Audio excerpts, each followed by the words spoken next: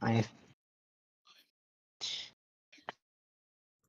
Alright, everybody, welcome to session 2 of Dungeons and Dragons Oathbreaker lore. Nope, that is not the campaign name. Wow. It's the Oathbreaker's Love. Let me just fumble that intro there. I currently have Discord muted and deafened real quick, so I will go ahead and bring that audio back up, and we do have about 3 minutes until start time, so hang tight, we're still missing some people as well. Why I take him to rest under I would just sit there. Absolutely nothing. Oh my god. I would have thought that one day Emily Summers, would live a life where I could pet a panda. Hello. They love climbing trees the most. Take them to play. I hear some female talking in the background. Sounds like an anime. It's one of those AI drama shorts.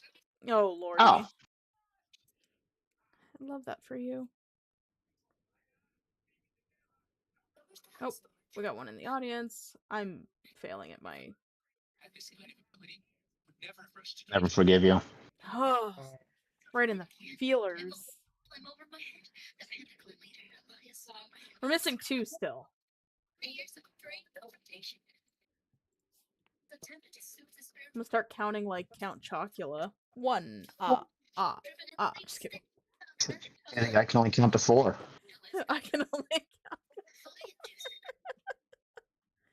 Oh, the closest person to him will die for sure. Good shit. Good shit. What anime is that in the background? Nightcore said it was some weird, like, AI anime thing. I have no idea. Oh, they make AI anime. Oh my god.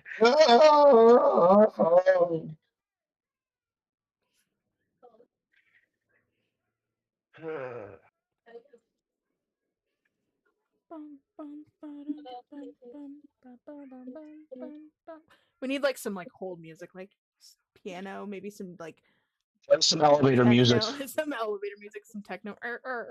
Just kidding. I don't know how much YouTube would like that.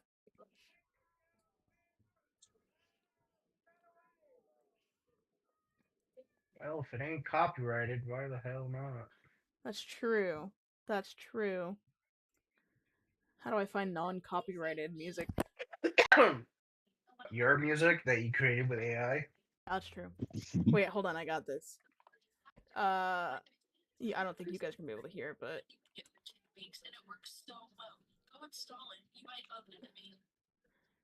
what is this? Here we go. Here's our hold music. That is so loud in my ears.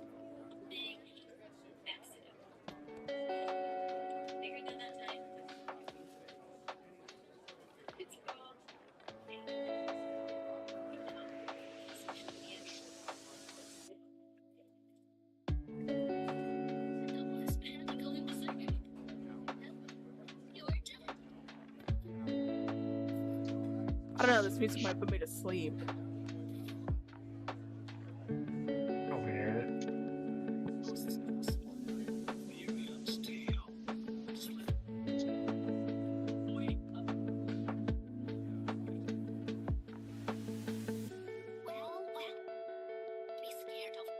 It is 8 o'clock. Everything should be scared of me.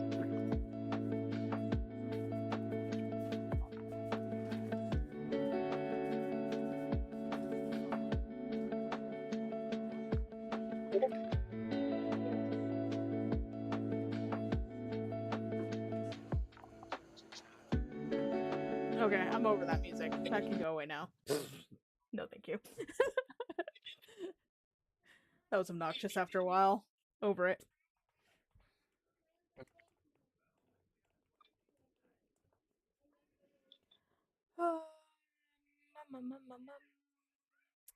We are missing 2 players. Do we wait and give them 4 minutes, or do we slam the red button and launch into space? We can give them a sec. I need to run to the bathroom anyway. Okay.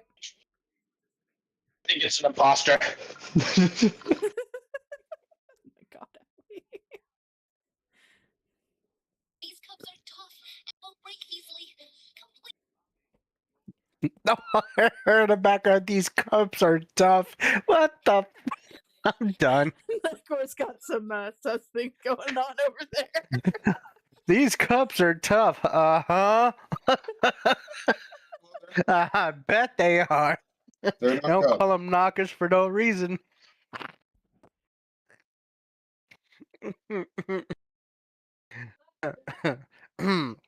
Yeehaw.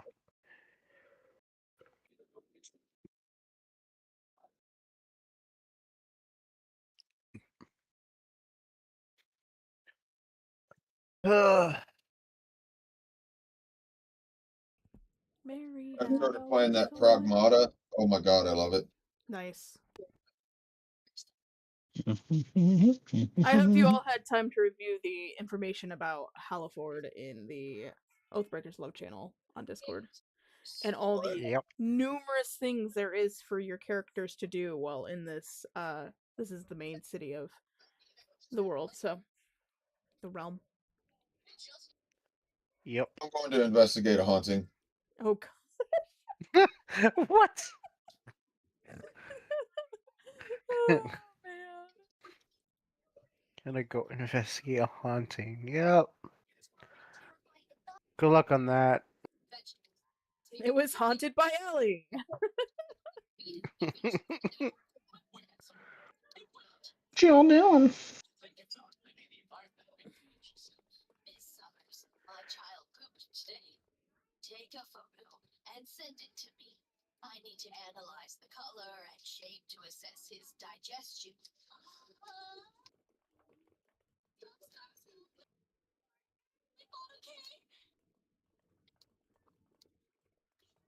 Local of the Panda Clan, ready to like to apologize. This time truly wrong. You won't miss me now.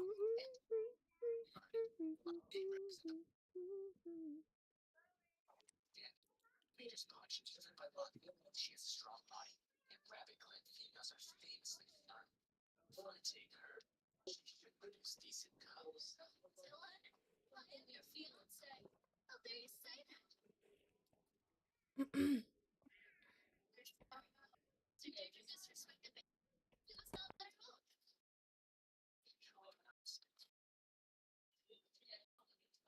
This fairy tale. I have finally found someone who can control the leader. No, I mean Julian. Please do not abandon this couple. You must accept him into your kindergarten. Boarding is even better. We can add more star coins. Where are you? I'm so sorry.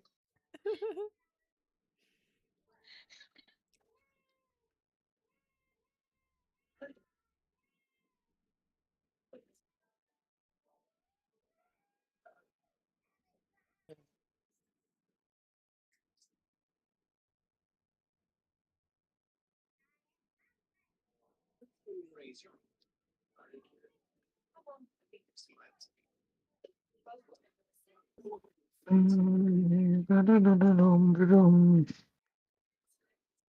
Bum bum bum bum bum bum bum bum bum bum bum bum bum bum bum bum bum bum bum. Is this possible? It's just like this is female. How can a famous Panda Clan be Big Pig? Gentlemen, you are released of the Serpent Dragon and the Phoenix. You must be able to see through Emily's disguise. She's nothing but an effort exposure. Useless. You must. Bum bum bum bum bum bum bum. Ba-da-da-da-dum. It's Christmas in April. Absolutely not. No? No, we don't skip Halloween like that. Oh, you right. You right. What if it's Christmas Halloween? Christmaween. Maybe. I don't know. I don't like the idea of skipping Halloween and mixing Halloween with anything else. Halloween gets its own day. Congratulations, Purple. Halloween is spatial. Your students successfully recruited. Or if you want to bring Also, Justin just sent me a voice note and it sounded like he just got home, so Okay. he will probably be on here in a little bit. Okie dokie. System shop is now unlocked. Main quest released. Please return. Yeah.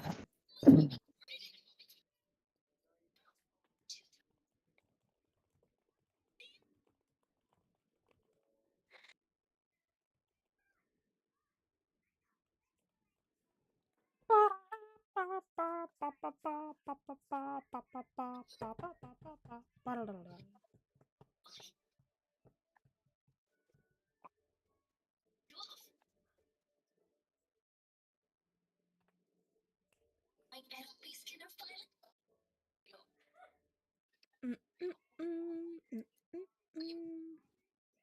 I'm not real. I'm better than real. Tell me exactly what you want me to say, and I'll say it. What? That's That was so random. You set the rules, and I'll follow. huh? I missed something. Who? What? Those AI girlfriend apps. Oh, I was like, who are you aggressively talking to right now? To all of you. Right. Let us know he stands on business. Yeah, right. I'm not real. I'm better than real. Oh, mine, Leanta. Oh man, what is that, bro? Take my money. Take my money. What order were we gonna go in? So we do have the Oh schedule. my god, do you not even read the notes? I could go look, but like I'm on my Bats is like, laptop, fuck off. and if I exit out of the VC to go look at something else, it will like end the call on me. So at 6:10, which is in 2 minutes, was supposed to be Velkin with Bird, but we can shift Velkin and Tristan towards the end if needed, and just move everybody up. Yeah, that's what I was gonna say. If they don't pop on here in the next couple minutes, I was gonna say, why don't we just push them towards the end? Okay. All right. Bird's got 2 minutes. Otherwise, 6:10, you're on with Gwaine and Crota. Right.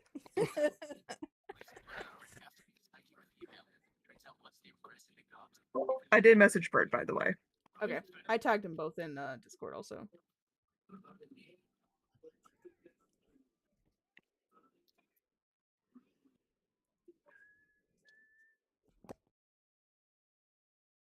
I'm confused. Who's gonna RP Gwaine? The fabulous DM can RP. I don't know. Flip a coin. No, just kidding. Flip a coin. Make Gwaine mute. Crota just do all the talking. Got it. Heard. Gwaine communicates with flapping his hands and hand signals and notes. This is not charades. He's like Empty. holding up 2 fingers, 2 words. Yeehaw. All right, Bird's here. Yeah, totally wasn't sleeping. I was Um, absolutely wasn't sleeping. So you have 2 options, Bird. It is now 6:10, so it's technically your time slot for the time in Hallowford. But if you are not prepared, we can pass it to the next person, and then you can prepare for their time slot. No, I was just supposed to be saying what the hell I was doing in the new village, right? Yeah, you have how much time did I give you guys? You have Oh. 20 minutes for your exploration of Hallowford. Jesus. Fuck. Oh fuck. Knocks now. Knock knock. Knock knock. What the fuck was I supposed to be doing? Shit. How the Well, fuck did I fucking fall asleep? I was literally just going to fucking talk to the dead people anyways. Okay, so Vulcan's just gonna go to the graveyard and chill with all the dead people? Yep. Okay. Fabulous. Yeah. Fuck. What am I doing there? I don't know. That's cool. someone help. Because we don't have the map of Hallowford on the. Do you have any abilities that's drawn towards just dead folk? I mean, I necromancy. Where is my character sheet? Where am I? Oh my god, I'm letting everyone down. That is great. Because yeah, usually it's like you can try to use an ability or spell if like necromancer, like speak with dead, or you might have some like special stuff that you can just simply maybe like look at gravestones, and maybe there's somebody that you're interested in that beyond just speaking, you might want to like raise dead and see if you There's, talk with their spirit or just in general.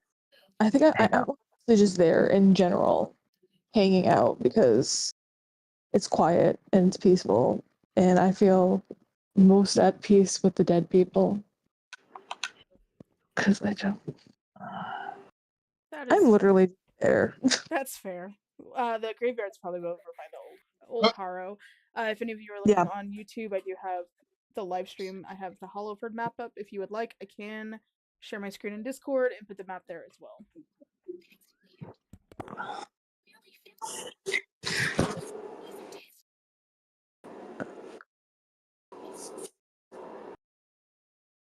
My phone is screaming at me. Why?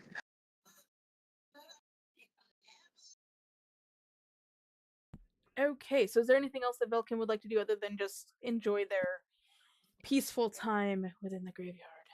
No, we're just gonna chill with the dead Alright. people. That is fair enough. Cozy. Alright, so that moves our next time slot to Crota and the Twink. Oh, jeez. Call it the twink. Mm-hmm. Accurate. We did. Hmm. Well, don't know what Gwaine will be doing, because Crota will be training with the monks in the temple quarter. You know what? Crota's just gonna silently watch you and cheer you on. Be like, He oh is sure. Crota. I mean, Gwaine. Right. Gwaine is absolutely. Right. Thank That's you. right. I'm gonna silently cheer on Gwaine while he trains with the monks, because Gwaine is definitely a monk. Yeah. Wait, what A kind of monk training? with a sword and shield and armor, looking pretty. I was about to say, what kind of training is he getting? Yeah. The best kind. The way of the fist. Oh my lordy. Where are you I was training gonna with the say monks something else. at? I'm sorry. Which district are you training with the monks in? Temple quarter. The temple quarter. The Temple Quarter. Okay, give me 1 second to find the Temple Quarter. Blah blah blah blah blah. It's the second to last. Okay, I just want to let you know that the statues around the training grounds do bleed gold, and all of the candles burn black. The statues bleed gold, and the candles are black. Yep, that means in the Garden of Quiet Voices, which is the cemetery Velkin is currently in, the spirits do talk to you through wind chimes there, Velkin, and the candles there also burn black. So enjoy that. Awesome. What are these? So what? Okay, so if Crota's training with the monks, what are these like? What are these monks and their beliefs? 1 second.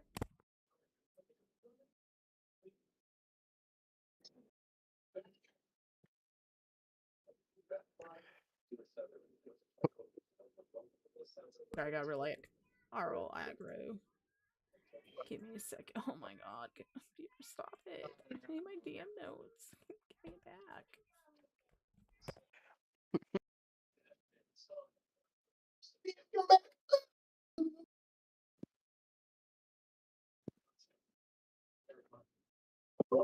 Side note, Tristan said he'll be on here in a sec. He fucking forgot it was Tuesday.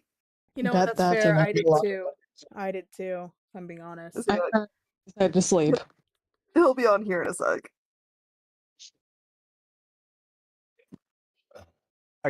Am I the only one who was excited for today? Damn. Everyone today was forgot. Monday. True, I was gonna take a nap. I set the alarm. It was beep beep beep beep beep. I'm like, oh, it's nothing. Dumbass. You're supposed to be in D&D. Okay, so in the training grounds of the Temple Quarter, there are the training grounds. They're hidden in the courtyards behind the Hall of Many Saints.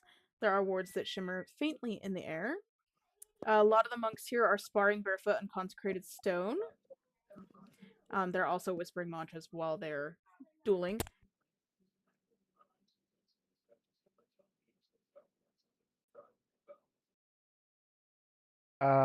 They blend martial arts with divine magic, so their strikes can dispel curses or heal minor wounds.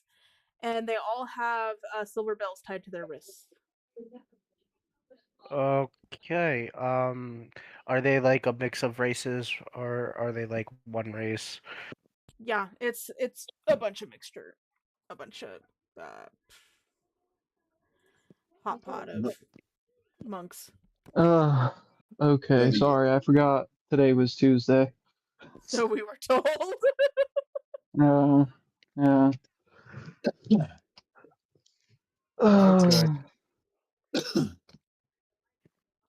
Okay, so you're training with the monks. Are you Yep. are you watching them? Are you going to try to hop in with them while they're training, or what are you planning on doing? Oh, Crota's definitely participating, Okay. and mimic their way of body movements while he pronounces his way of body movements from what he was trained upon on a comet in Wild Space, or a Fair. city, or a temple on a city in wow, English.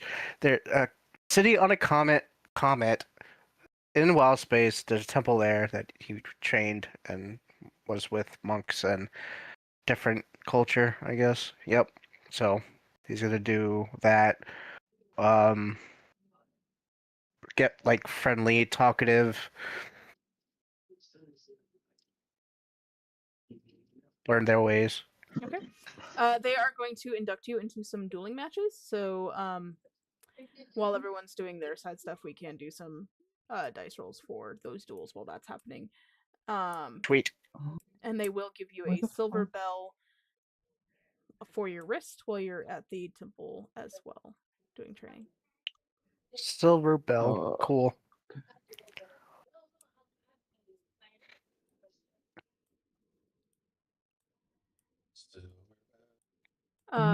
They will also eventually have you meditate within the Garden of Quiet Voices, where Belkin is currently just partying with the dead. So Perfect.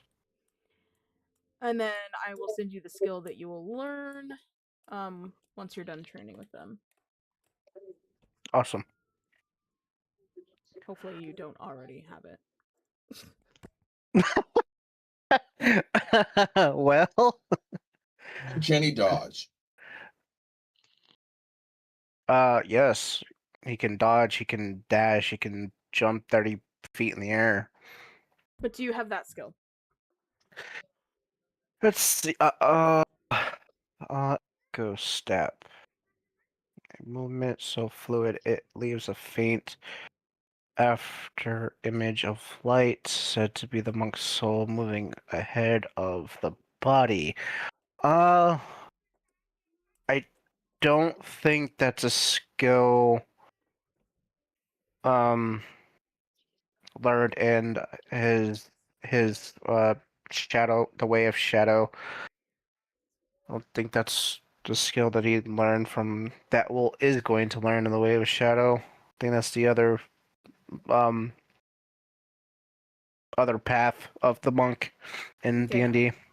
Well, this is when you're learning from these monks, so Okay. Good to know. yes, That- yes. That just makes his martial arts even more OP.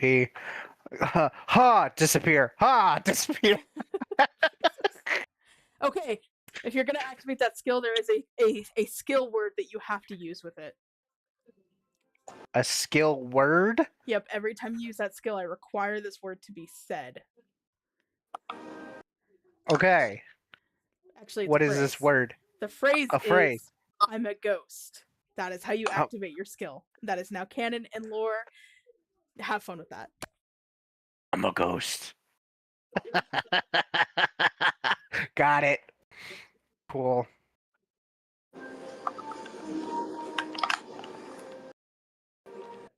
Perfect. Excellent.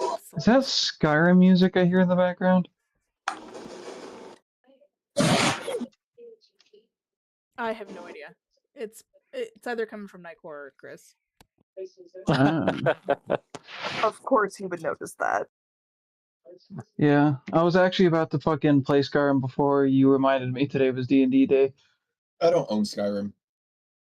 I own Dude, Skyrim. I've bought that game at least 90 fucking times. I've like maybe 22,000 hours in Skyrim. Jesus. Dude, I must have. I fucking just downloaded Practical Necromancy. It's such a good mod. It honestly deserving of modding an entire fucking mod list around that one mod, making Necromancy actually fun to use. So wait, what's because I know conjuring is technically necromancy, but what's like the difference between conjuring something and Well, it still uses Conjuring. It just adds its own like specific necromancy skill tree and like class path and stuff, and it gives you like this grimoire that you start off with that like lets you go through and level up. It lets you create new spells and like use materials to like craft like magic implements and shit like that. It makes all of the standard like, oh, resurrect a dead body under level 10 for a 1 minute. It like makes the duration 10 minutes at a minimum, and then it like raises the level, and it allows level scaling on those, so you can constantly keep like resurrecting stronger guys instead of having dog shit bandits.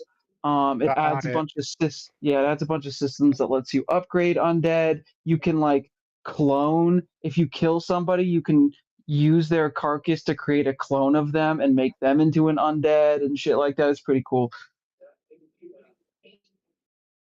Good to know. Yeah. Nice. Is there anything else that Crota's doing other than just training with the monks for their time in the city?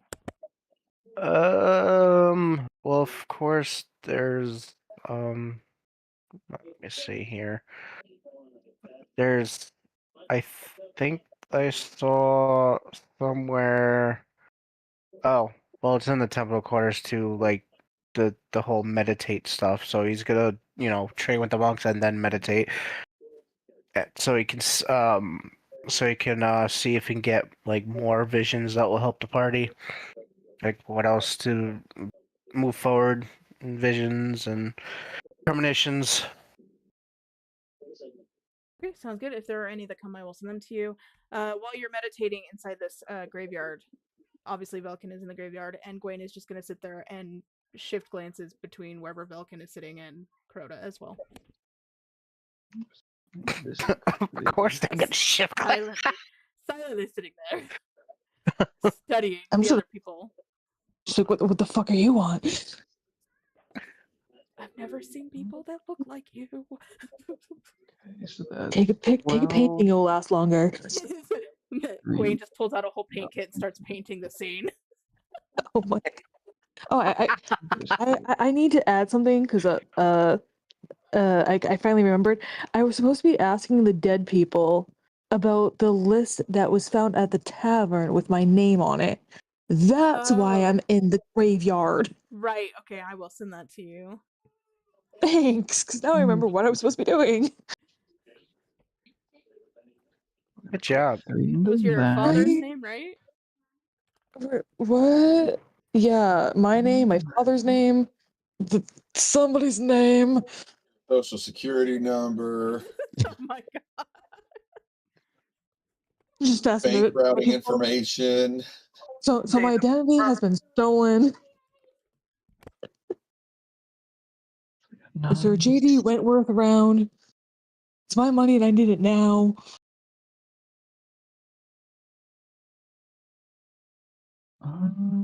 Let's see. I got that. I got that. I got that. Let's put 3 into Arcana.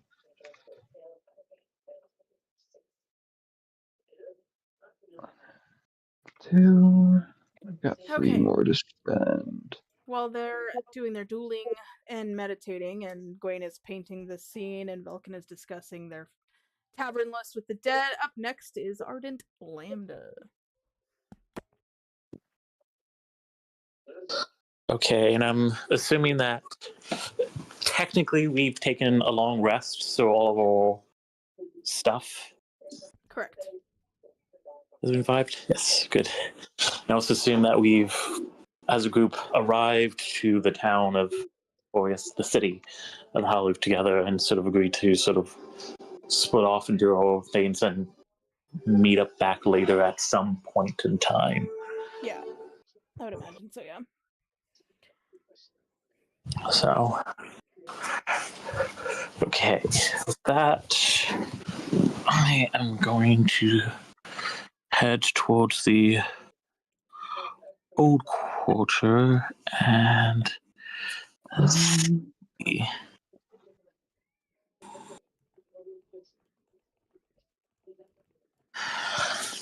Okay.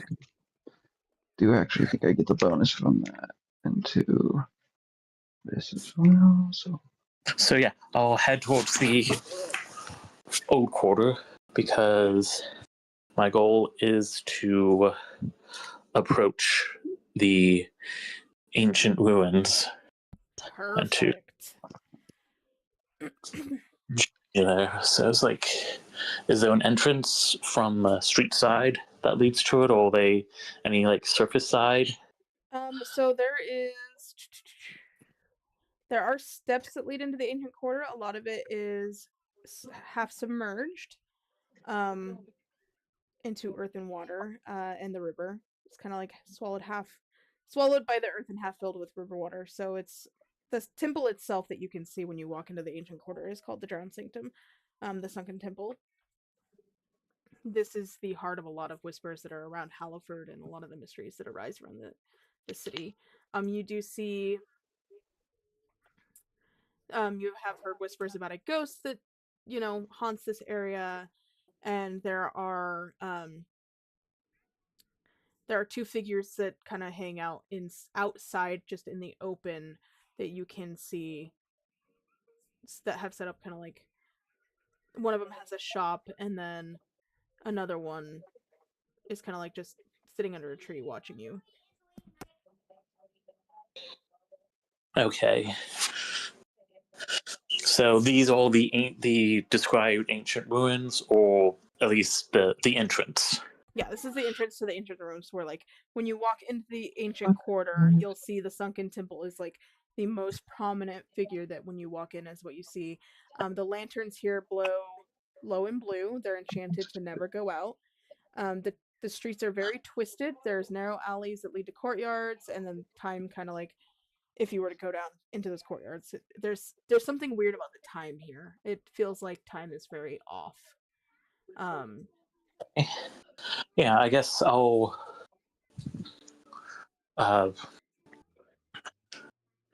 approach the merchant also. Ask what he can tell me about the ruins and this sunken chapel. You approach him, he introduces himself. I'm the Veld Broker. I trade memories instead of coins. Mm-hmm. If you seek information, you must give me a memory.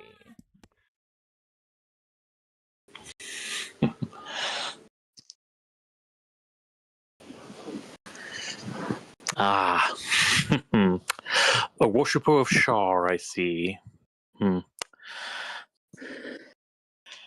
I think I shall keep my memories. Thank you. Very well, very well. He kind of ducks under his stand and starts rifling through things, kind of like just totally ignoring you now. You don't want to give him any memories, so he's done with you. All right. So I will try to analyze and deduce the. Let's see, what should I? I'm going to try to at least look at the chapel, see what I can see from like the architecture and stuff. You're talking So about the shrunken chapel? yeah, Did I say shrunken? Did I say shrunken? sunken, Sunk, yeah, thank you. merged. Yes.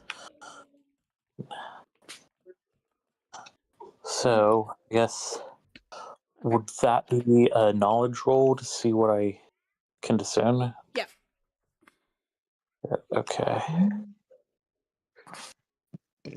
Oh, the schedule was put in here.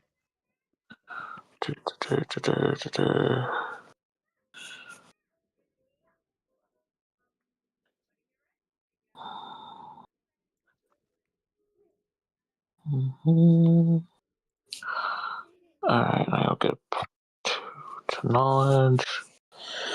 Making this a 5. Alright. So So you can just see what it looks like. So on the exterior of the sunken chapel, the upper area leans at an angle, cracked marble, moss-covered reliefs depicting saints with eroded faces. You can see the water is seeping in from the seams between the stones, and they kind of shimmer faintly with like they're blessed almost. There is bioluminescent algae clinging to the walls that seem to go inside and out. And if your character is listening, you can hear the bell ringing underwater, as well as piano and violin kind of like echoing, coming out of the sunken chapel. alright. Well then. Looks like there's more to investigate beneath the surface of the water then. So I'm going to see if I can concentrate and focus on the philosophy of the elements to be aligned with the energy of water. Okay. A 31. I will be able to successfully concentrate. Alright. So I start my concentration and then submerge myself into the water and just gradually walk into it. I was muted. As you walk in, the first few steps descend into, like, as you go into it, so you have steps descending into the water. There's candles floating in glass bowls, and there's, like, somehow candles floating underwater, because, you know, magic is a cool thing here. Sorry. And if you can smell under the water, or if you smell the air, it smells like incense and, like, river dirt inside this temple. Okay.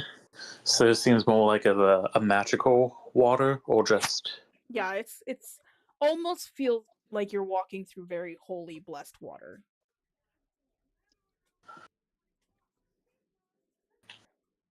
Okay.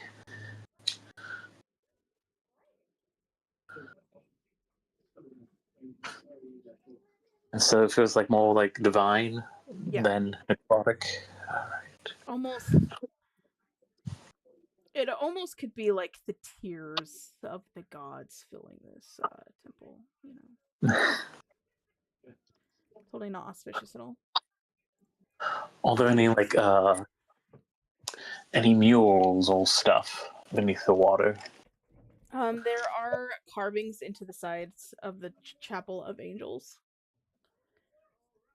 And there are carvings of tears, but not falling from anybody. Like, so you've got a wounded warrior and a tear falling down to him, and then the next mural depicts him holding the tear and, like, being fine.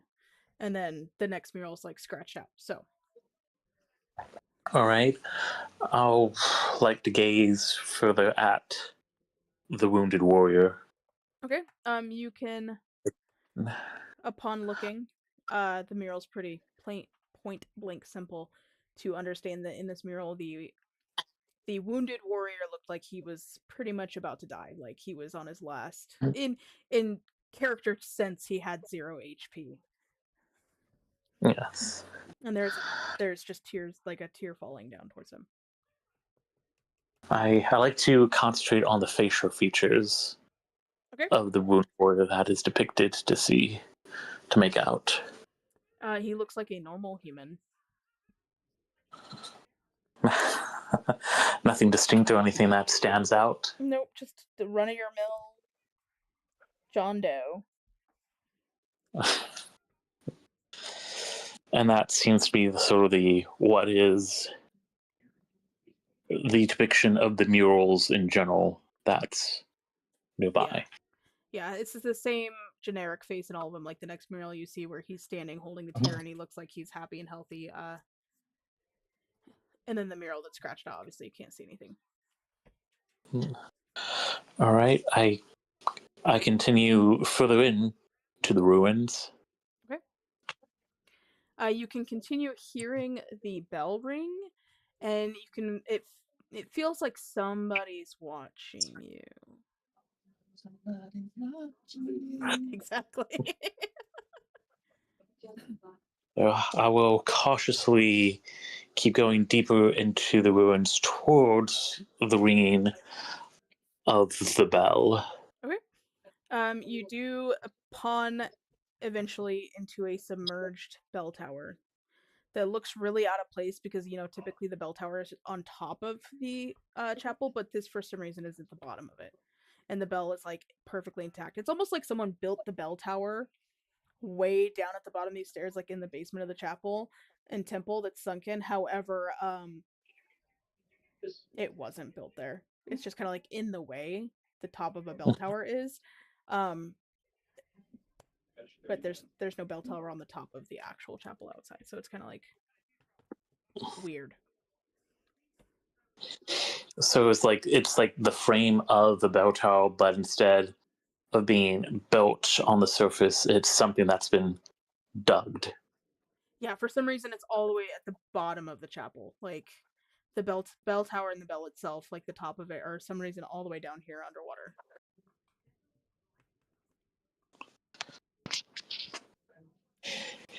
Now, like, what's the surroundings of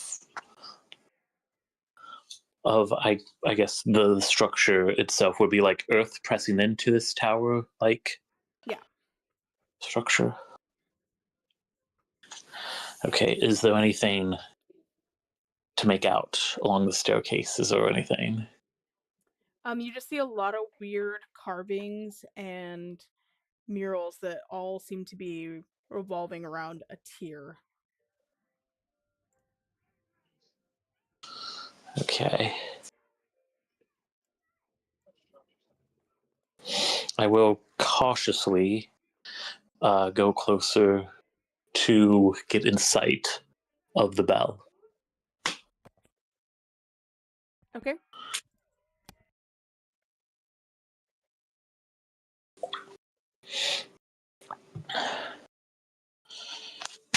Is there anything at the bell or the room where the bell is? You can roll for search or your... Yeah, search. Alright. Let's see. I think I should have a straight. 5. Yeah. I have a 5 for search.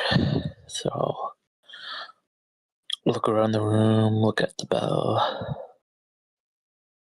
To get a 16 total. Okay, you got a 16? Yeah.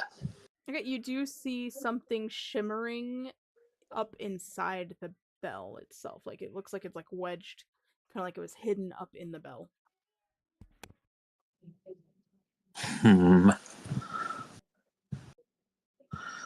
Okay. Prismatic. What is the make of the bell that looks like? What is the bell made out of, or was the item hidden in the bell made out of? The bell itself. The bell itself is made of silver. The silver. And it's still like, so it's still ringing? Yep, it still rings. Alright. Sounds really weird underwater. I count the intervals at which it rings. Is there a specific pattern? It rings every 6.45 minutes. 6, 5. Okay.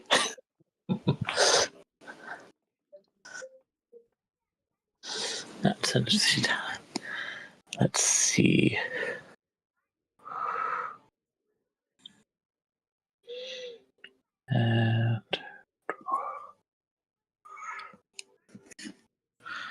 And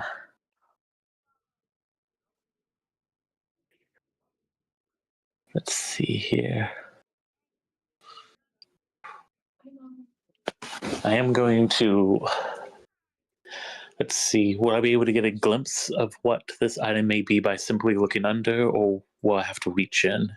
So you can kind of see it. It's kind of prismatic and glowing, but you would have to actually be able to physically reach up into the bell and grab it to actually like look and know what it is. All right. And everything is still like submerged in this magical water? Yep.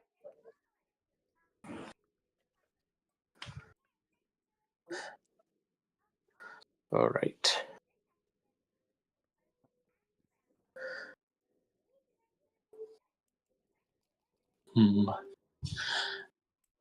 So it's like I can see the item, but it looks like it's something might be wedging it. Yeah, it's like it was hidden there on purpose. Not very good because, you know, that's a bad place for a hiding spot, but you know, it's possible a ghost hid it there and just thought it'd be a great place for it. Okay.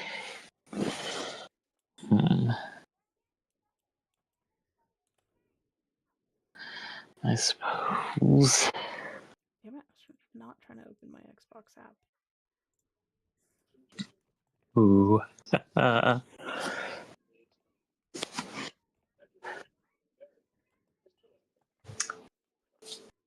All right. Fine. I will reach underneath the bell and grab the object and pull it out. What happens? Perfect. Do you want to go ahead and roll me like we'll do a wisdom save. Okay. Okay. Wisdom. That will be, let's see, a will save then. Yep. Perfect.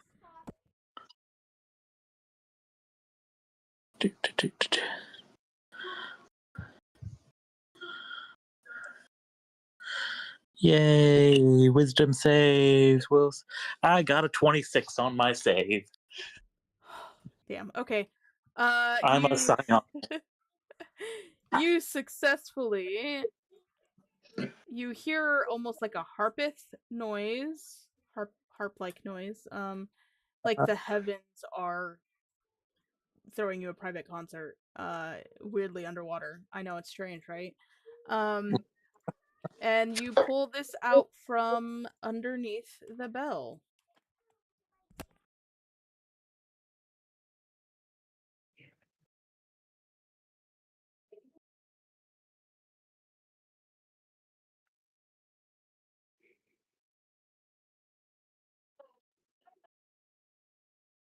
Okay, I just sent it to you.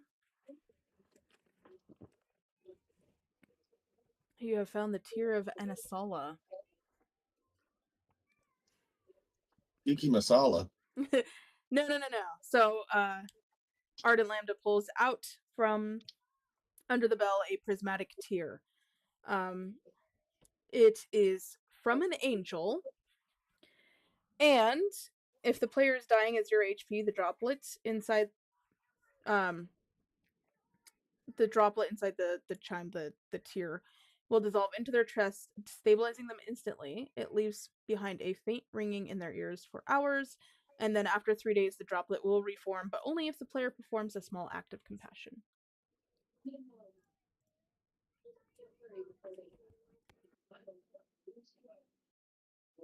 You essentially have an oh shit button. As long as you pay it forward. Every 3 days.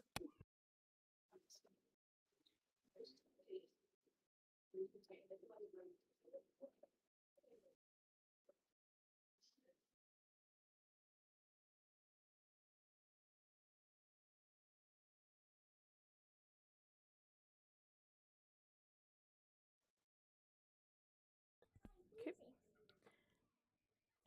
Huh. If you're trying to talk, Chris, you're muted. I don't know if he's trying to talk. Okay, so with the object pulled, does the music continue and the ringing stop, or? Yes.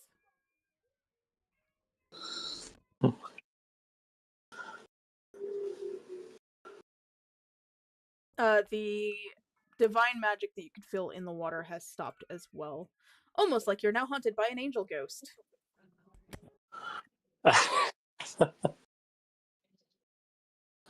That's fine. Perfect. Well, I guess I would just generally call, I guess, at the feeling of that is Ansala. Is that your name?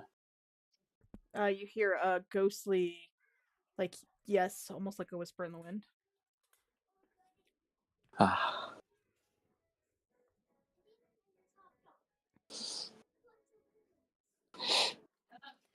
Oh, So- yes. Oh, What? yes. I am sorry for what has occurred. Could, if you're willing, could you tell me your story? Yep. So, the ghostly angel nods to you and says she will tell you your story. Out of campaign, I will send you that story in your side message. And then Okay. Ardent will sit there and listen to her story, and we can get to Allie.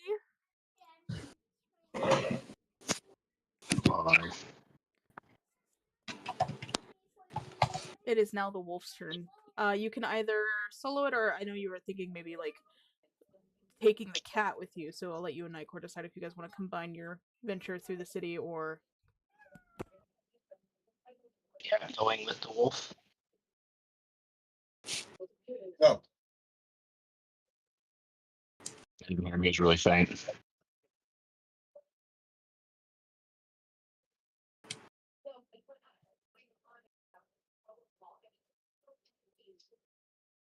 All right, Core.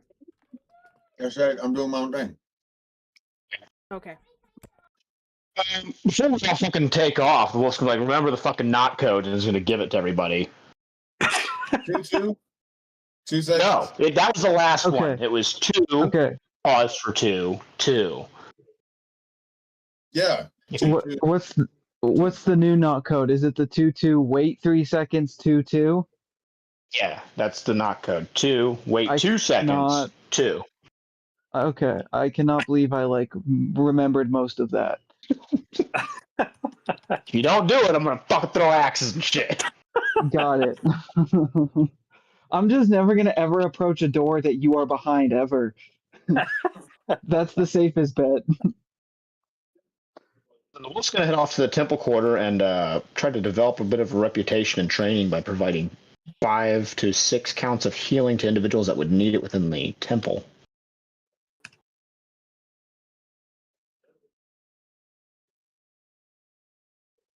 Okay, say that again one more time.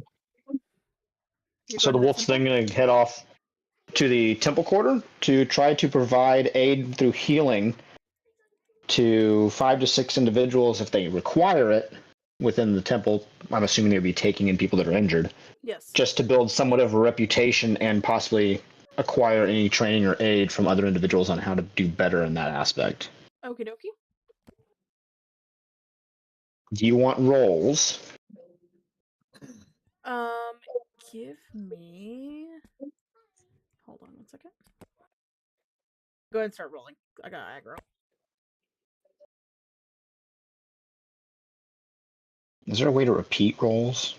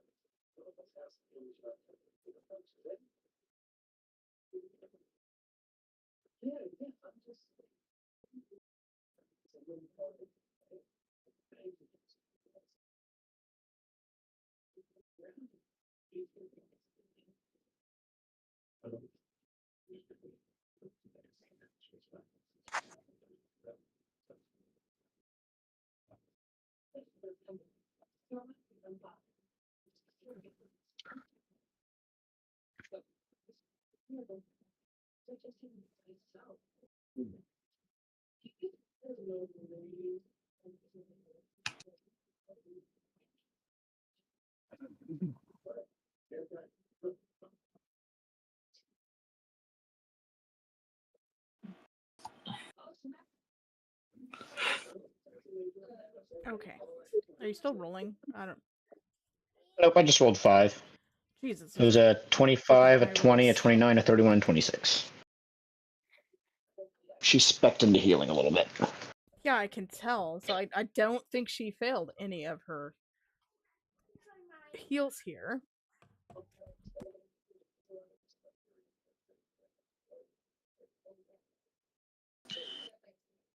Okay, so you have entered the Lantern Ward Infirmary, which is a sanctuary within the Shrine of the Lost. And the kind of like priests and priestess that are watching you help and heal a bunch of the wounded and stuff and some of the sick, they're watching you closely. There's rows of low cots with woven blankets. You hear a lot of soft chanting from the healer monks that have come over here from the monk temple. They have a lot of bowls of glowing herbal water used to wash hands, and a central lantern that pulses like a heartbeat. No idea why. And then the air smells faintly of like lavender and warm stone. Okay, I'm gonna ignore most of that and just do what I'm trying to do to do those heals. Just trying to get them to understand that I'm a friendly individual and I will help them if need be. If any of the clerics that are watching me wish to speak, I would like to wave one of them over. Okay. There is an elven cleric watching that will walk over. Should you guys have any other need of healing aid, you can seek me out. I don't think there's anyone else that's going to be of a woven helm, such as myself.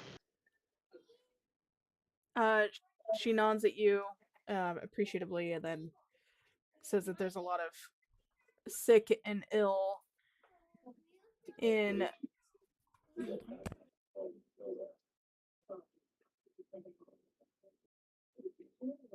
the Warrens.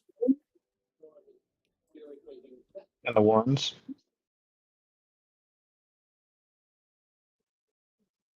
Yeah, that's the lower city. The kind of slums and cramped housing.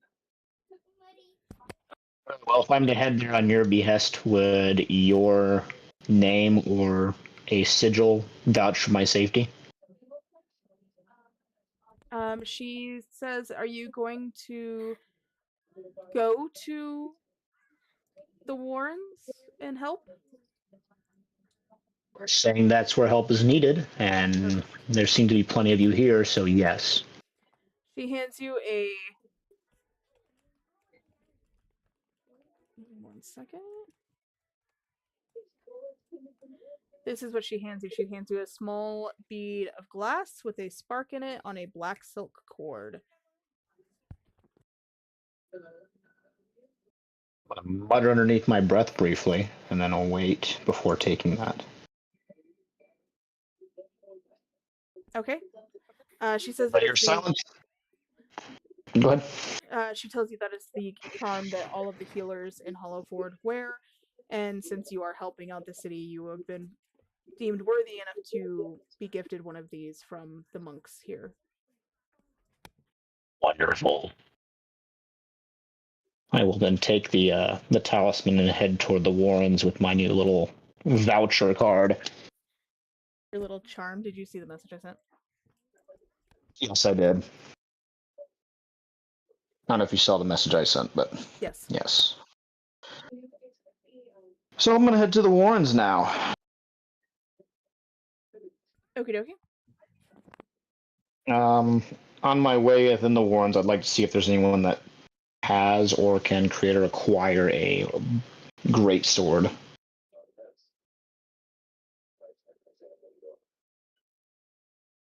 Possibly to replace my current one. There is a shadow market in the Warrens. What swords do they have at the shadow market? Let me pull up my list. Make sure that talisman's on full display, though. Just hang it from like your mouth, just chewing on the cord. Just kidding.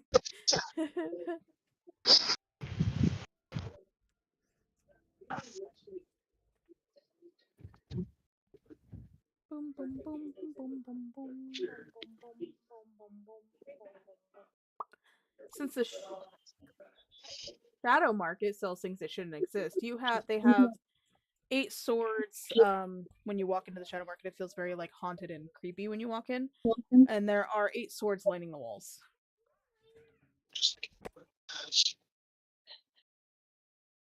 Are these all 8 great swords, or are there only a few of them that are great swords? They are all great swords.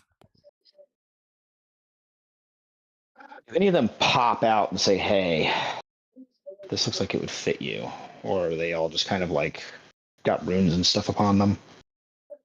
Okay, so you have the first one is a thin black glass cut sword that hums.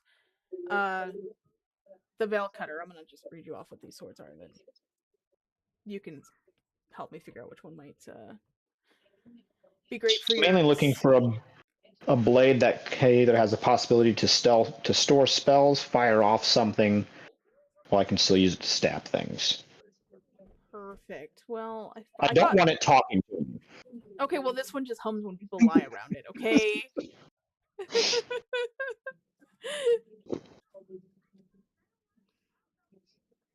It hums when people lie around me. Yep.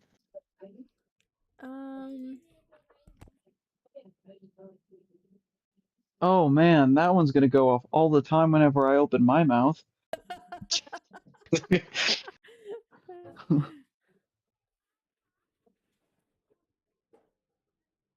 Okay, there is one on the wall. It is a slender obsidian black sword that kind of stands out to you. I will ask whoever's running the shop if I'm allowed to look at it, because I'm not going to just take it off the wall. Alright, it is kind of like a rat-looking, like, human. Says you can look at it, but is there anything you want to know about it? What are its qualities? What can it do? Does it have any special properties? Also, do you happen to know of any other individuals or groups that might need aid from an individual such as myself? And I will tap the medallion. The shopkeep looks at your medallion, nods, and says, mostly the people of the Warrens. And then gestures Looking for more of groups. Groups, okay. He slides a card across the counter towards you. It's kind of like you don't see this kind of card, and it does have a group, like an Undercity group, listed on it. Take the organization's card while he's explaining the blade to me. Okay. So the shopkeep gestures to the slender black obsidian sword behind him and says, "This is the Spell Thief's Fang. It is a narrow, needle-sharp blade made of shadow steel. Runes crawl along its surface like living ink, rearranging themselves whenever a spell is absorbed.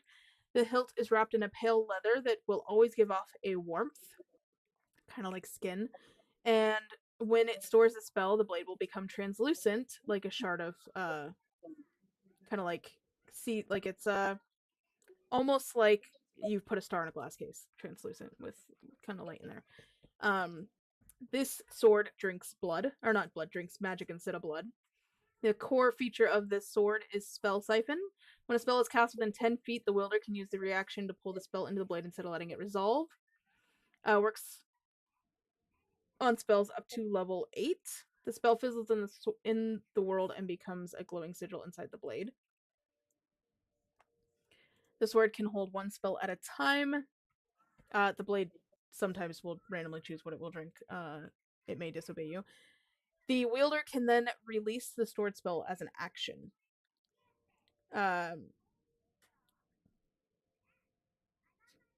It uses the original caster level spell, but it will use your attack or save DC, by the way. The spell will erupt from the blade, and then the blade will scream if it's a harmful spell. And then if the blade is holding a spell, it strikes, like when you attack with it, it'll deal extra damage of that spell type. So like fire spells will do burn, cure wounds will heal instead of harm, and then like if it's storing lightning magic, it'll crack with arc. There is a curse on this blade. If it goes 3 days without absorbing a spell, it'll start draining your magic instead. Your spell slots, your cantrips, and some of your magical items will start losing its power. And I'm just curious. You said if it's storing a healing spell, it will heal the person? Yep. So like I stab them for damage, then heal them? It heals instead of hurts them. Oh, okay. Because I was like, that sounds like a nice little torturing mechanism. I'm going to stab you, but it's instantly going to heal you, so you feel the pain. So hypothetically, right? Let me lay it a little hypothetical real quick. You're telling me if, for whatever reason, hypothetically, of course, if Wolf is at the bottom of a cliff and I am at the top of a cliff, and I say, "Fuck it, we ball. Catch me with your healing sword," and I dive off the cliff and get skewered by the blade, then I could make a successful dive off a cliff potentially and live. Yes. That is exactly how that would work. But she wants the sword. Fuck This yeah. life-saving stabbing sword. There's so much insane shit you could do with that. And I'll be able to fucking charge up your fucking sword whenever you need me to. Whatever spell you want from me, I'll just fucking shoot it into your sword. Sounds terrible. The wording you chose there sounds terrible. Yeah. Sorry. I'll make sure that we don't touch tips. Oh my god, Tristan. Pull out my wand next to your greatsword. Oh, embarrassing. Why is there so much bigger than mine? Overcompensating. The Shadow Market Keeper says 1,000 gold and a memory that you hold dearly. Memory that I hold dearly, or just a memory that you cannot bear to lose. What about a memory that I don't want to have but is stuck with me? I mean, how's the shopkeep gonna know? I mean, it's pretty obvious on the feeling. Maybe the shopkeep's not that smart. I'm just going to point blank ask him, can the memory be something that I wish not to know and I'm dreadfully fearful of? Yes, absolutely. You can give the shopkeep any memory you want. They rolled in that one. So this 1,000 gold, even with me going to help the individuals on something that was not known to me, we can't drop that down to 800? Wow, this shopkeep is just eating up everything you say. If you want it for 800, it's yours. Okay, well, I'll give it to him. I'll give him the 800, and I'm going to give him the memory of Strahd. You no longer have any memories of Strahd. Congratulations. Wonderful, I fixed my problem. Dude, oh my god, fuck therapy. Fuck therapy. Therapy is bullshit. Just fucking talk to an evil magic shady wizard guy and he'll take all your bad memories away from you. No more trauma. Nope, I don't got trauma, no more of that. That's gonna be such an interesting flip. all of a sudden, yeah, man, actually, vampires are pretty chill. They're pretty cool. I kind of vibe with the aesthetic. There was some guy, I don't remember who he was. I just don't. I There really was something hate that was him, there but at I one don't know point. his name. Something was going on. I don't know what it was, but I didn't like it. All right. Well, I'm gonna leave and see what's on that card. Okay. It is an Undercity underground organization. Wait a second.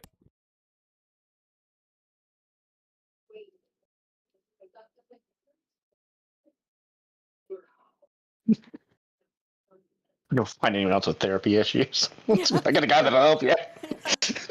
He's really gullible. He'll take all your bad memories thinking they're your most treasured.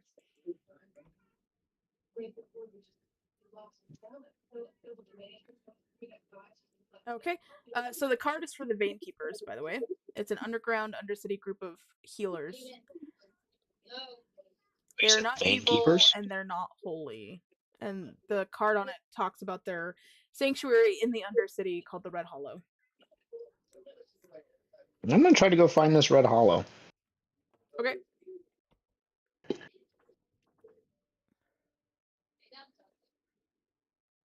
Would I need a roll or anything for that? You just need to find it's in the Warrens. There is a gate to the Undercity there. I just need to find the gate. Yeah, it's pretty easy to see. Oh, so I don't need to roll or anything to find it. Nope. Okay, well I'll just go to the gate then. And I will try to find my way to the Vein Keeper's Red Hollow. Okay. While walking in, are you in the Undercity currently? As you walk through the gate, it's kind of like the air in the Undercity smells like wet and coppery. Okay. I've been in worse. Okay. As you're venturing through the Undercity, you do see a figure that is wearing a red cape and a mask with a smooth, featureless face. Hi. They'll kind of like they're studying. They're staring kind of at your charm.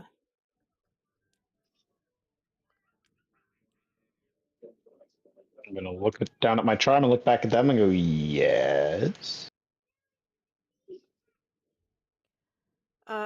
They're gonna hold their hand out with a thread and motion you to like put your hand next to theirs.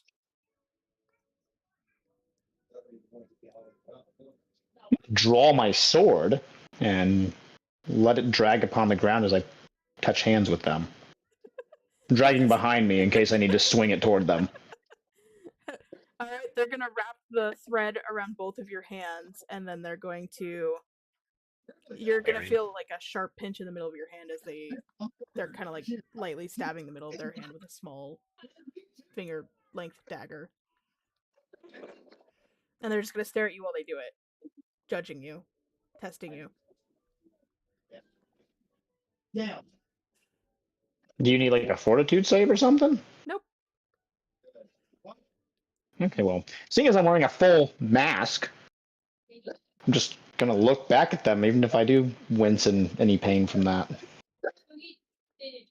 They're gonna undo the thread, nod at you, and then motion you to follow them. I will follow them. I believe, though, this would be the end of this run, so I'll have to catch up with that later, because it would be the next person's go. Perfect. I do have... Next is Nightcore. Rajir, you're up.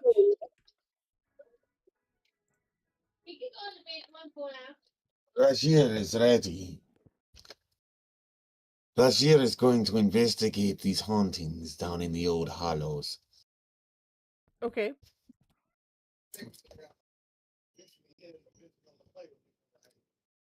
Yeah, I'm going down to the old hollows.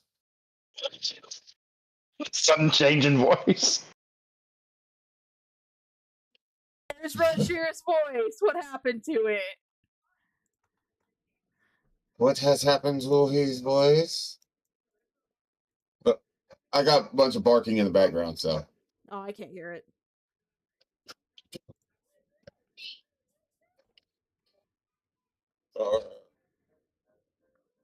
It's here somewhere. I done lost what I was doing. You said you were going to go investigate some hauntings. I'm going to send you the information on the Vanekeepers.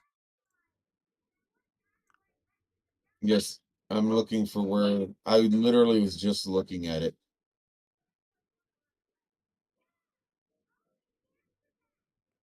I'm just going to give you that information so that you can just do with that information what you will. Let's get to...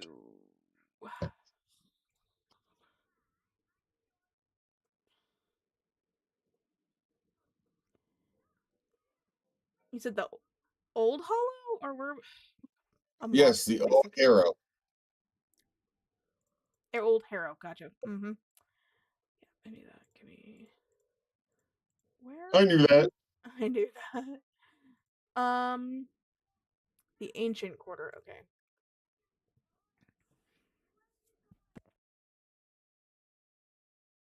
Oh, you went where Chris went, and where like half of the people are near.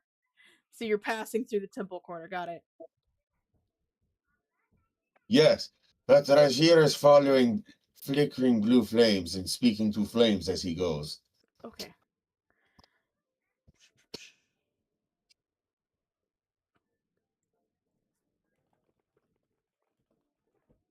You just see a random cat stopping and talking to each candlestick along the way.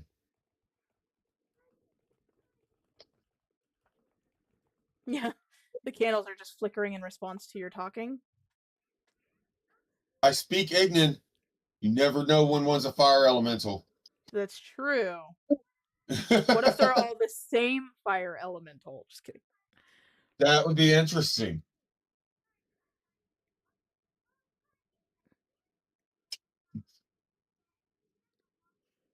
Okay, but the flames do seem to be now kind of like flickering in a certain pattern on one side, and it seems like they're leading off somewhere else. Here follows flickering flame. Rajir hears stories of Will-o'-the-Wisps and his travels. Rajir follows. Okay.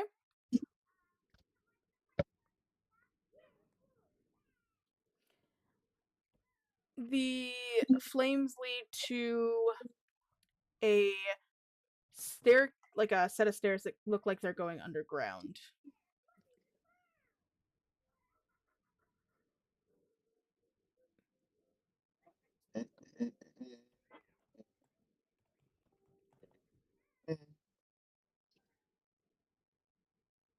All right.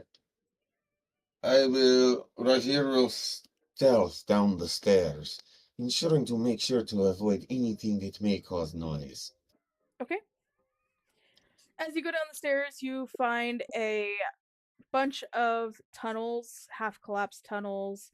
It's like a network of underground tunnels that go underneath the temple quarter.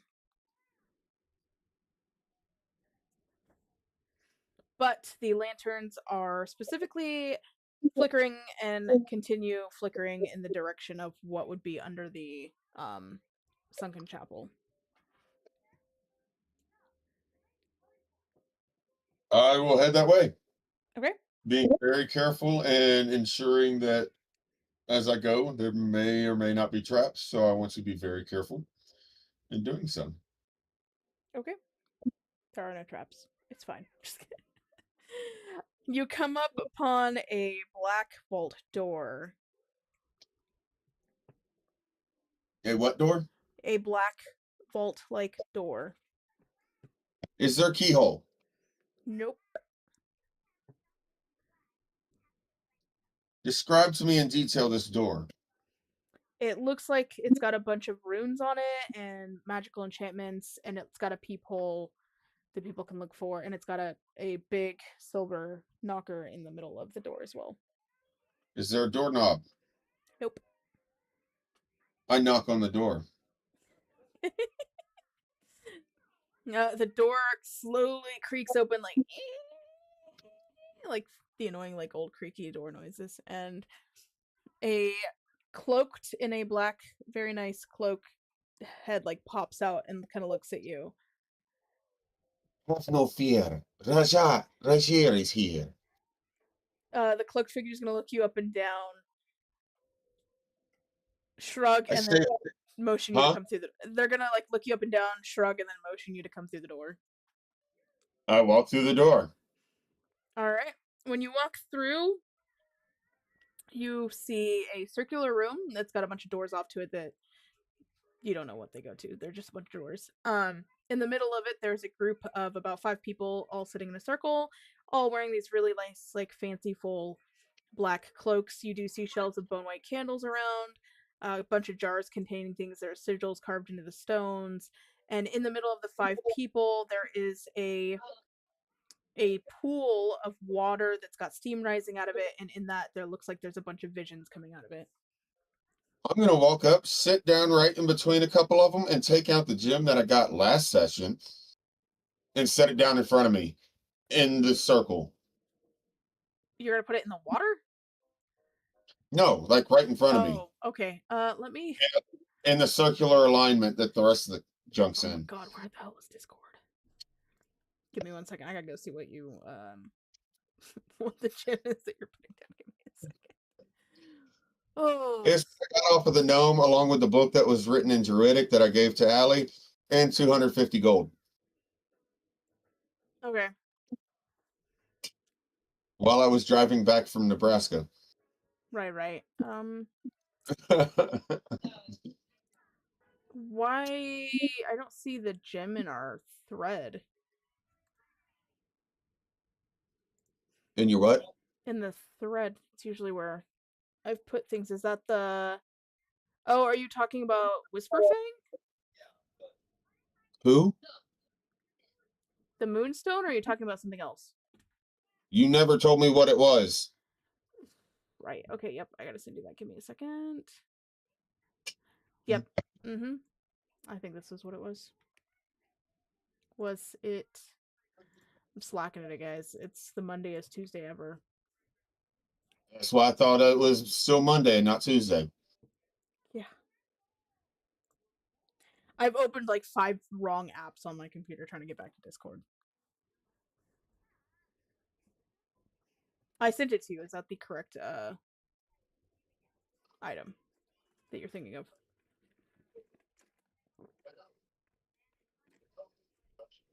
You sent it to me. Mm-hmm.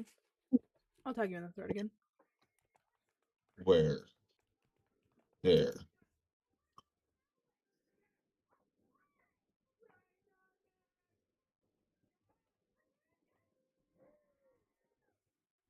Yep, I set it down in front of me. Okay, perfect.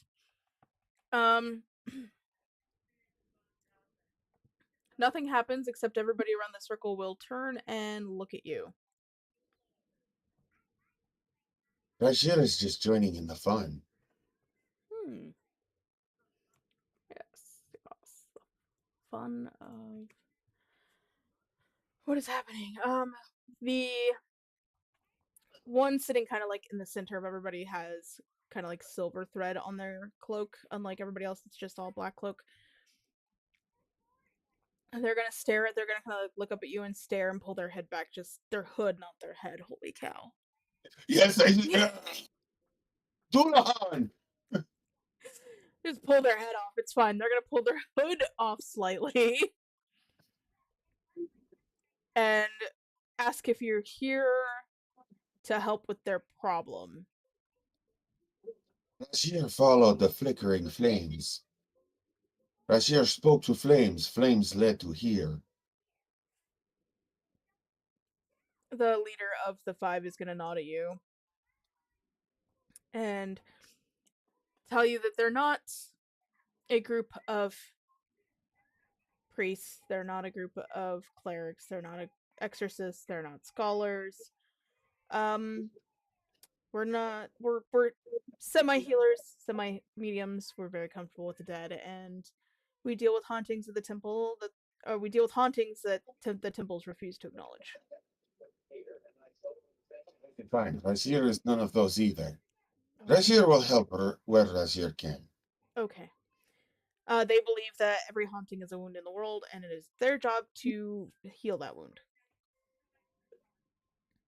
Very noble cause. Rajir shall lend aid.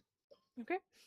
They tell him the chapel is waking up. The one, the sunken chapel is waking up. That the bell is ringing really weird, and the ghosts of the drowned clergy are starting to stir. I'm having struggles today. It's fine. And memories are starting to leak into the streets above, into the old Harrow where the sunken chapel is, and it's making things feel really, really weird.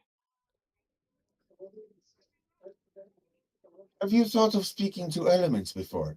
Rajir is really good at speaking with elements, except for air ones. Air ones seem to elude Rajir. He's gonna look at you confused and be like, "Whoa, what would speaking with elements do here?" Like, just curious. I begin speaking to the water and Aquan. Oh, so Rajir is speaking to the pool of water in front of him? Yes. Cool. The water's gonna respond and show a vision of the sunken temple completely collapsing, a spear falling from one of the walls, impaling somebody, and right as that person dies, the water team is gonna like cut off. Rajir takes from this that the one who is speared is the one that you must deal with. The one whose wound is deepest. The water does not lie. Rajir can speak to more if you wish.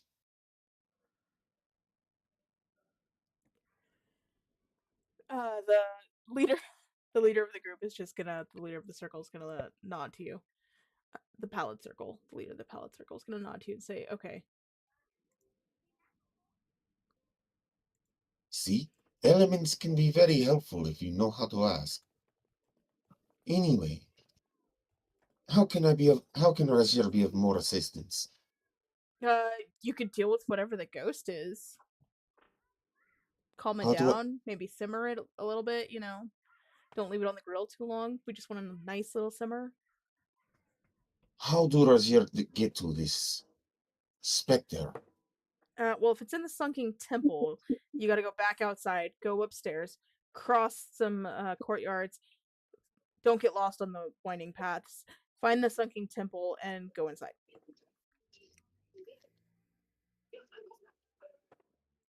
Thank you for your time. Rajir shall take his leave now. Okay. I grab my crystal and I walk out. Okay.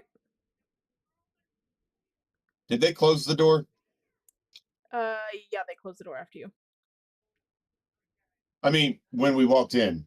Oh no, the door was wide open when you guys walked in. They didn't close it. Rajir thinks you need better security, or to learn to close your door when doing this.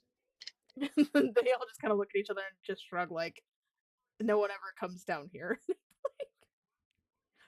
Rajir came down. Anyway.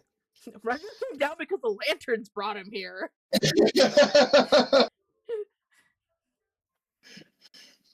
I follow the lanterns back up the stairwells, back up to the surface.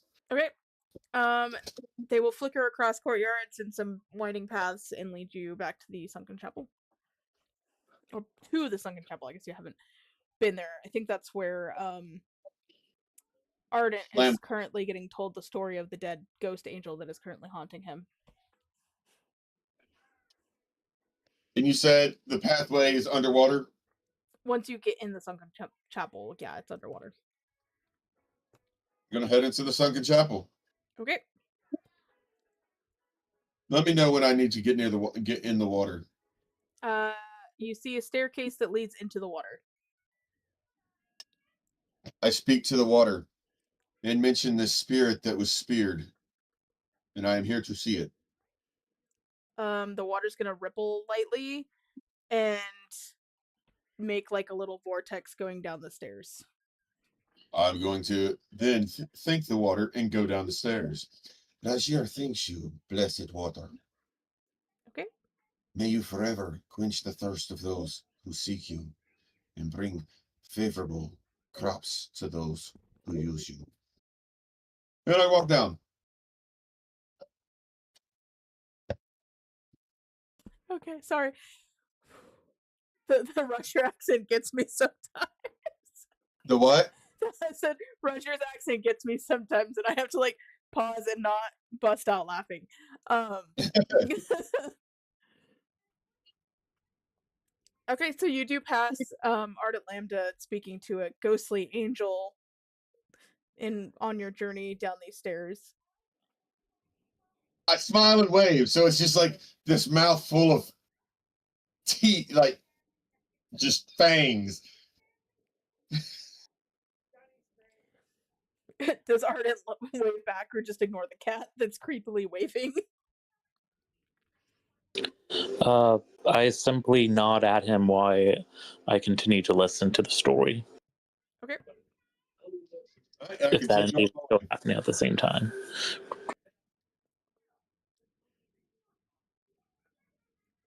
Perfect. You have to travel quite a ways down this staircase, in further past where the bell is and everything. It's like almost into the crypts of the sunken temple. Okay. Rajir speaks to the stones and to the water, asking for their stories and their secrets as he Uh, walks. Okay, the stones are quiet right now. They're kind of scared. What brings fear to that which stands resolute? The ghost. How much farther till Rashir gets to said ghost?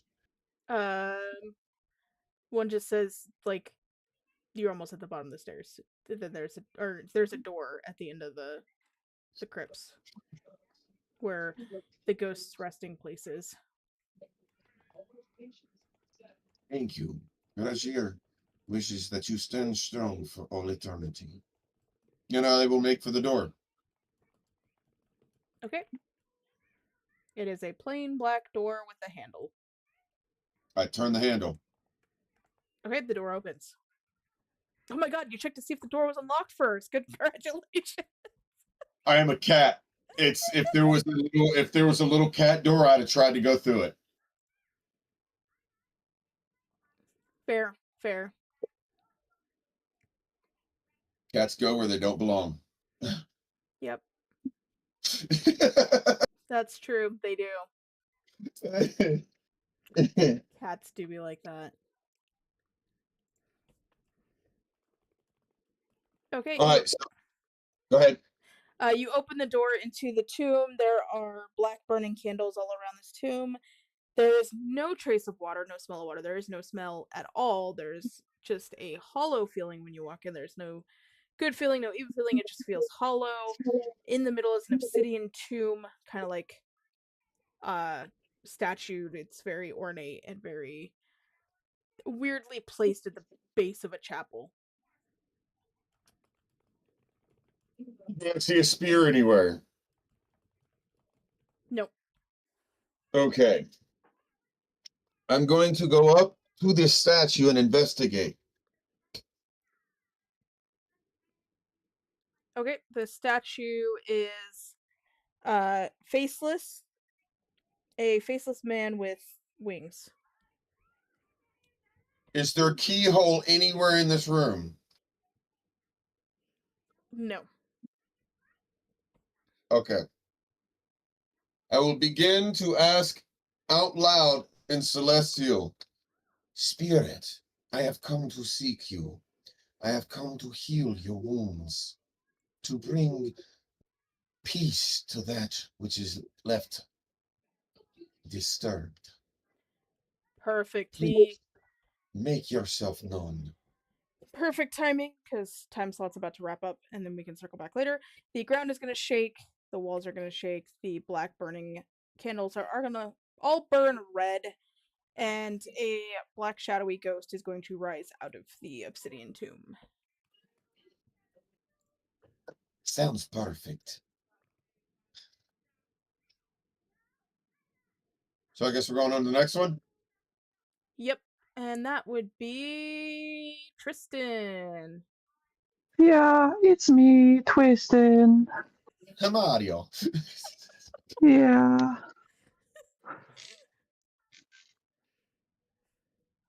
Okay, Chris, I just sent you the full story of what Anastasia is on a whatever, whatever she's.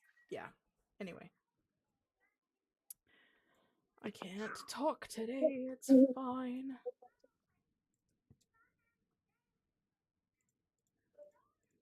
Too many things at once. What is Belle doing? I'm gonna go ahead and give our dearest friend Mary a visit.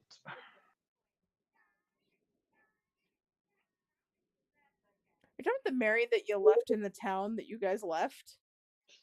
Oh wait, we left town? I thought we got redirected back into town. No, you guys are at Halliford. Oh, that's completely fucking different then, isn't it? Mhm. I don't actually know what I'm gonna do then. Oh. Hmm. Yeah, because you guys I helped am. What's His Nugget get the fragment from the map from the watchtower, and then you guys all decided the party. He was leading the party to Halliford for arrest. Well, I am actually. If we're in Hollowfort, it's a fairly sizable place, yeah. Yeah. I think maybe I might look into what the precise magic on that alchemical book is. Um, I I might actually, you know what? I'm gonna try to find myself a magic shop, not like a good, clean, legitimate one, like a shady, seedy. This is obviously fucking Thieves Guild territory one, and I'm going to seek appraisal for this book from one of those people, since they likely know this world's magic better than I do. You'll want to go to the Warrens to the Shadow Market. Yeah, I will be going ahead and doing that. Okay. So you're heading into the Warrens to the Shadow Market. Yeah, I'm probably going to pick up. I don't know. Maybe okay. I might hit up an alchemical shop, and I might also hit up a just like general magic, like rune specialist or something like that. I don't know what kind of magic this is, but someone who might specialize in magic. Okay. You could probably find all that in the Shadow Market. It's the underground of the underground of shops of the underground inside of Hollowford. Okay. I will. I'll swing by the alchemist real quick first. Okay.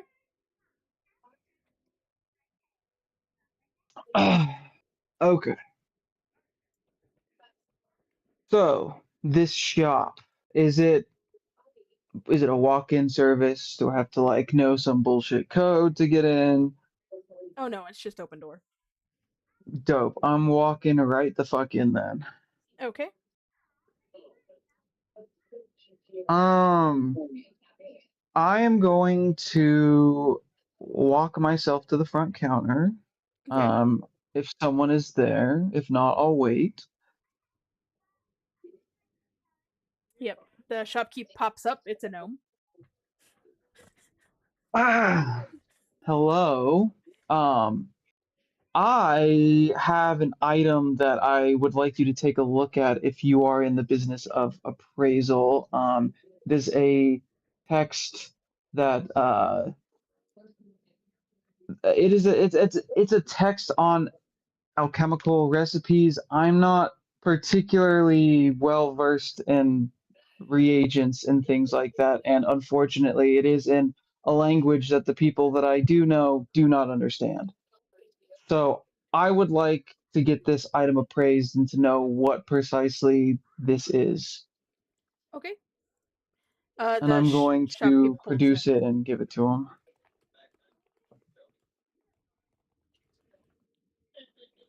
The shopkeep's gonna grab it and say, "Give me one moment. I'm gonna step back into my office." And he. Mm, You wouldn't mind if I watched your appraisal, would you? I'm also formerly a businessman, and appraisal was my line of work, and I do enjoy watching others work as well. It's inspiring. Okay. He says it might be a little hard for you to get through the door, but there's a window. He points I'll to a figure it window. out. He points to a window above a small little door, and like in through the window, all you see is just like a table and a chair. Yeah, I guess I'll fucking poke my head through the window and look over his shoulder.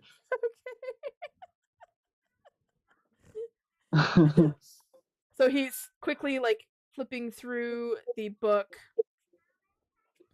flipping it around, looking around it. Pauses, looks a little uneasy, looks around, make sure there's no one in the shop, looks up at you in the window and says, "You might want to take this to the shadow market." Yeah, Mm-hmm. that's wonderful, actually. Thank you. I'm gonna just go ahead and give you like 50 gold, and then like if anybody asks about this item or if I've been here, I was never here. The shopkeeper will nod, take your 50 gold, and like shoo you out of the store. Great. Yeah, I guess I'll peruse the shadow market, and I'll just kind of walk through the shops, and I'll likely use my own intuition, and whenever I pass by something that like just gets like a place that gets me, I'll go into there and Okay. let that be the place that helps me out. So the shadow market is in a big underground kind of like room. It's almost kind of like a flea market. Like there's a bunch of stuff kind of laid out. There's a bunch of people walking around, selling and buying things, talking to each other. They're all kind of like very shady looking individuals. As you are walking around, you do notice a few diagrams or sheets or pages for sale on a few tables that look like something you've seen inside the book. Yeah, okay. I think I'll stop by that one then. Okay. Hello. I have an item that is in need of appraisal, and I was directed towards the services of the market. Okay. Um, the female elf is going to tilt her head at you and say, "What is it?" I will pull out the book and I will hand it to her and let her look it over. She's gonna grab it in her hands, and her eyes are gonna go like wide as like fucking saucers, and she's just gonna stare at you for like probably 10 Oh, seconds while her brain reboots. excellent. So you do know what this is, and it apparently is very important from that reaction. I would love to know what it is, please. um, I'm sure you know it's an alchemy book with it's like a codex. Correct. Just so you know, I wouldn't tell anybody else you have this codex. It's considered a tier black item. I don't know what the fuck that means, but tier black sounds pretty high up there. It means people will try to kill you for it or steal it from you. It contains high order transmutation theory, includes recipes requiring regions that are banned or extinct, which the banned ones you can obviously find here. Holds formulas that alter memory, flesh, or mess with fate. The ink is made from ancient magic stone dust, and the final chapter is sealed by a living sigil. Yeah, that I kind of understood. Like further than that is what is this particular item? Like, is it part of a series? Is it some long lost ancient alchemical recipe from some genius from eons past? Um, it is. It is tied to the old order of the Stillwater and the Sunken Chapel. Wow. Hmm. So likely has probably some significant historical relevance as well. That's excellent news, actually. Um, okay. She's like So holding it close to her chest like it's treasure, not treasure, while she listens to you talk. So here's the deal. I am not unfamiliar with how this world works. It's kind of where I was born and raised, and I understand that this book would put a target on my back, and you are someone who now knows about this book's existence and who owns this book. So I would like to come to a deal that will benefit my safety and will benefit you greatly in your line of work. I am an enterprising young man, and I don't have a foothold in this city, this country, and I would very much like to have that. I'm assuming you have connections in this world. So, what I would like to offer you is I have some very trusted friends who are particularly adept in alchemicals, and I am going to be translating this book for them so that they can understand it and hopefully break the seal. My offer to you is in exchange for a friendship and maybe you getting me in contact with your contacts. As this research progresses, maybe I can share some of that hidden knowledge with you and let you take a look at it once it's translated. I don't want to get that. It's like over $13. She's gonna just stare at you for a minute, processing your offer. They allowed them.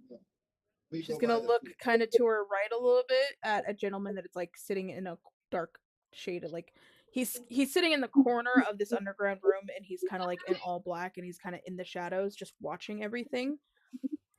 He is gonna nod to her. She's gonna nod back to him, and she says, "Deal." Great. Shall we drop a contract? Yes. The guy in the corner is now gonna walk over, and he has made a motion that has made every single person in this underground room leave except the three of you. Excellent. Well, it was rude of me to skip the formalities. Now that it is just the three of us, I would like to formally introduce myself. I am Bella Underwood. It is a pleasure to meet you. The shopkeep is going to introduce herself. Sorry, I gotta send the live link to somebody. The shopkeep is gonna introduce herself as Eris. And then she's gonna look Eris. And then she's gonna gesture to the strange gentleman next to you that is completely cloaked and you can't really see what kind of race or anything about him. And she's gonna say this is the leader. Oh. It's a pleasure to meet you, sir. He's just gonna kind of like size you up and look you up and down and then nod. Great. Would you like to drop the contract or would you like me to? Of course, we can discuss terms as we go along. We're businessmen here. We know how this works. Okay, he's gonna pull a scroll out of his cloak. Secretly, he has a bag of holding in there. Don't worry about it. It's just full of contracts ready to be signed. And hand you the scroll that is sealed with currently sealed with black wax. All right, I will. I'll break that seal, assuming that's what he's motioning me to do, and I guess I'll look at what is sealed within. Okay. When you open the scroll, you'll see at the very top is written in very, very nice penmanship calligraphy is the Black Sigil Guild. The Black Sigil Guild deals in things of thievery, assassins, rogues, everything underground. And it is essentially a merchant's contract, or kind of like I don't know the term I'm looking for here. It's basically signing on to be a part of their guild as a member that operates within the guild. Gotcha. So this guy just handed me a fucking a fucking tax form. He's like, all right, you're hired. Yeah, basically. Awesome. Sweet. All right. And it's just that simple. What precisely are the expectations that you have uh, for me? This seems more like a contract of work instead of partnership, and I would not opposed to it, but I would like to know what your expectations are out of me. Okay. So there are a few things that are in the contract. It's a silence clause. You would agree to never reveal names, safe houses, clients, internal disputes, or guild rituals. A loyalty clause, where you would prioritize guild orders over personal vendettas. Never take a contract that conflicts with the guild's interests. Never harm another member unless sanctioned. And then the guild expects precision, discretion, no unnecessary cruelty, no drawing attention to the guild's existence, since we do have, they're assassins and thieves, not, serial killers. Yeah. The guild does take a percentage of every job that can be done in coins, secrets, items of value, or favors owed. The inside the scroll is a black sigil token. It is it's a matte black coin made of cold iron mixed with a trace of void salt. It is smooth on one side and etched with the guild sigil on the other side. The sigil is invisible to normal sight, but appears when touched by someone who has sworn the guild's oath. Okay. So you're, carry the token at all times once you pledge loyalty to them. And essentially, if you die, the token has to be returned. But you get the protection of the guild, you get a share in the funding the guild's, the guild's resources, which is why they take a percentage of the job, and then the guild has crazy connections throughout the land and real estate as well, since they are... Ooh, I like the sound of real estate. Yeah, these honestly, these terms, these are fantastic terms. You guys really run a fucking tight ship here. This is a lot better than I'm fucking used to. This seems very reasonable, actually. So yeah, I don't have any hangups signing to these terms. Now, obviously, I understand that there is some level of a hierarchy, and I can't just walk in the front door with my dick out, swinging it around, expecting the world from you guys. I will make you very aware, however, that I am a very ambitious person, and I am seeking to build my own enterprise, to own some property, do some racketeering, perjury, those kinds of things. I am going to sell myself to you for a second. I do have extensive knowledge in the line of arcane arts, particularly towards magical runes and construction of magic items and such things like that. Yeah, actually, that's kind of about it for me. I'm very surprised I didn't expect to get this far, if I'm being honest with you. I thought it was going to take a little bit more pushback than this. I do also have a friend, kind of like a sister, I guess, who I trust dearly, who may or may not also be looking for a job in this kind of environment. So he's gonna pull out another contract and hand it to you with another sealed one for your friend. He's actually gonna speak this time and tells you when you take the oath, the coin will activate. We'll know you've activated it. If you bring us things you think we could sell, we will compensate you. And basically, the more loyalty you earn, the higher up the ranks you'll go inside the guild.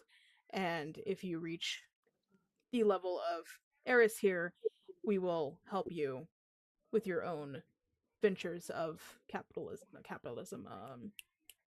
entrepreneurship. Well, this is wonderful, actually. Well, I appreciate your time, and I appreciate the job offer. And I also do appreciate that you're giving me time to think about it. I thought this was going to be a, sword to your throat, sign the contract or die now that you know everything kind of a gig, I guess. The Eris, the shopkeeper, is gonna lean into you and whisper in your ear and be like, "He's biased because his wife's a tiefling." Ah, wonderful. Well, good news. My friend is also a tiefling. His eyes are gonna light up, and he's gonna say, "Yeah, please, please." Okay, cool. This guy is got a fetish. And that is a weakness that will be exploited. Hello, Mr. President. Great. Wonderful. Well then, if that's the case, then I will I'll head back. And I don't know if Liz wants me to come to her and hand off the contract, or if she's gonna do her own thing and then we'll reconvene at a later time for me to do that. Yes, sir. I mean, I was planning on just chilling in the black market if you just want to come find me. Oh, okay. Yeah, honestly, you're probably smoking a cigarette outside the club right now.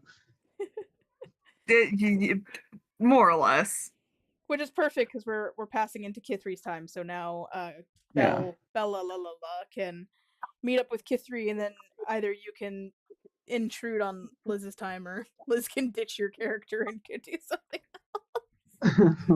Nah, I'll let Liz have her time. All right. So then, yeah, I suppose Bellalaika will find Kithri. Kithri, good news. Very excellent news. We are employed, maybe if you want to be.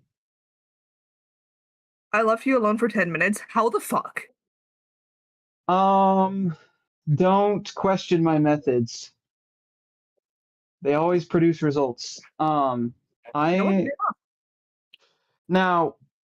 do be warned, I did have to make kind of a deal here. So you know that book? Oh, I'm gonna hand you the book, by the way. So that book, very important, actually. Important enough to get the big boss up top's attention. This is a very old, ancient, lost knowledge of alchemy, and I cut a deal with them that through your research and my translations, I would be sharing some of this information that is hidden behind the magic with them in exchange for patronage. That's fair enough. So here's the contract. You can read over it if you would like. You could go and talk to them if you would like. The head cheese, his wife is a tiefling, so he's kind of got a soft spot for us. That absolutely works in our favor. Yes. But I've got other shit to do, so I'm fucking leaving. Have fun. Just don't get arrested. The Black Guild Yeah, can okay. help with that. It's a subclause in the contract. Oh yeah, it's a subclause in the contract actually, and I'll point it out, and then I'll fucking leave while she's looking. Okay, cool. I don't gotta put up bail money. Sweet. And then the floor is all yours. I fucking first and foremost am gonna read over this goddamn contract.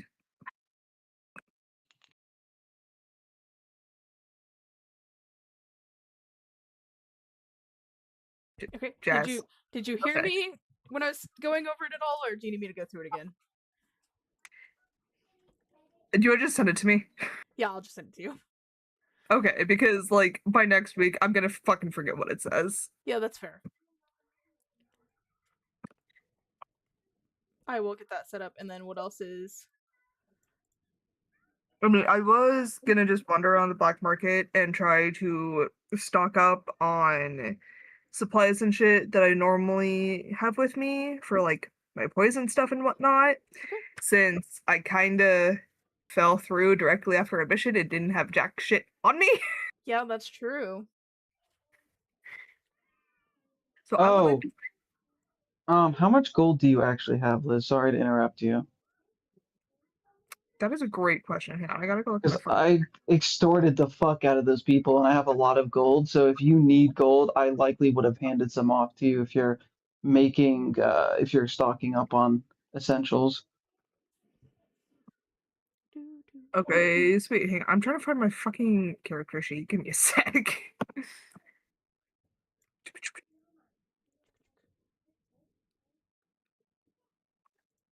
Getting ready to send you and Tristan the contract details. Okay, cool. Go.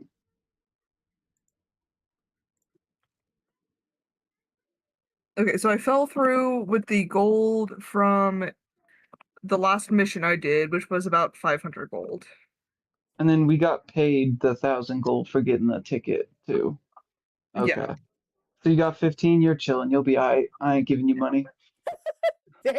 Not if you got a. Not if you got a. If you've got a rack and a half in your fucking wallet, I'm not lending you money.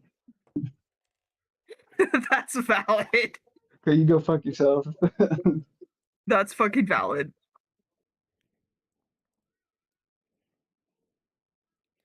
So what's a sweeter deal? Getting the invitation from the Black Sigil Guild, or if you wouldn't have said that, she was gonna offer you like 20,000 gold for that book. Oh no, the 20,000 gold is absolutely not as worth it. It's more worth it to be able to fucking be a guy. Be a guy that's got weight and has a name and has fucking power in this world. Fuck Fair. the gold. Fair. I'll just extort people. Make Yeah, people I do second things for me that doesn't cost money. Yeah, that works. That's valid. All right, so what's Kithri's first order of business? Finding a shop that I can restock my fucking supplies and shit. Okay, there are plenty of them. There's even the Merchant Guild Hall, which does have a bunch of merchants just all around it. Mm, Or if you're looking for more discreet options, there's the Shadow Yeah. Market in the Warrens. I was gonna say for the shit that I need to stock up on. Let's maybe not go with the mainstream one. Okay.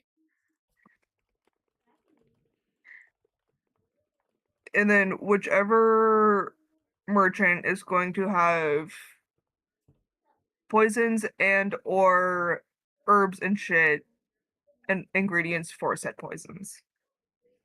Okay. So there's a few of them that look like they have like herbal symbols on their tables and then vials behind them. That does not give me enough info. I'm telling you, you're in the Shadow Market. It's like a flea market. There's That tables that doesn't sell give them. me enough info about the specific merchants. There's just a lot of elves. There's an elven woman at the herbal place and an elven man at the one with all the vials. I guess I'll check out the vial one first. Okay.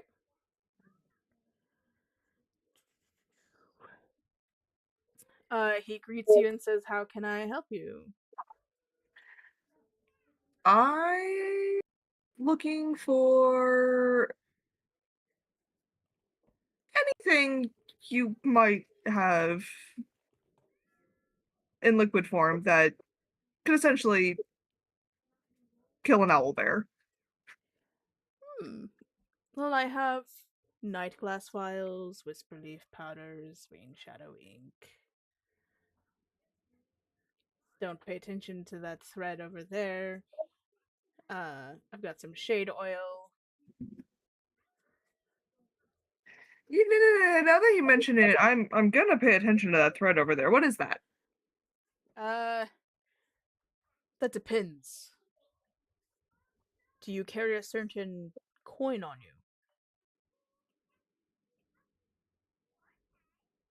Depends on the coin. This coin comes with an oath.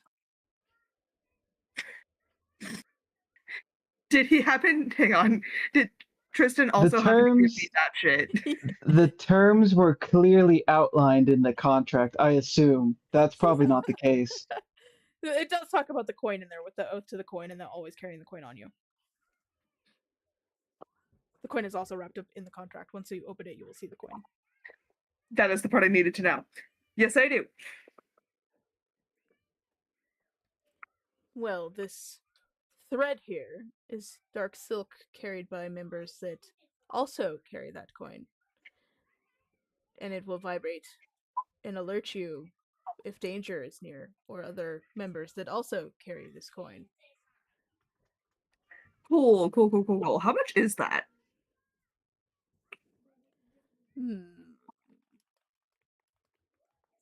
20 gold. Fair enough. I will also take one of each of the poisons you have. Perfect.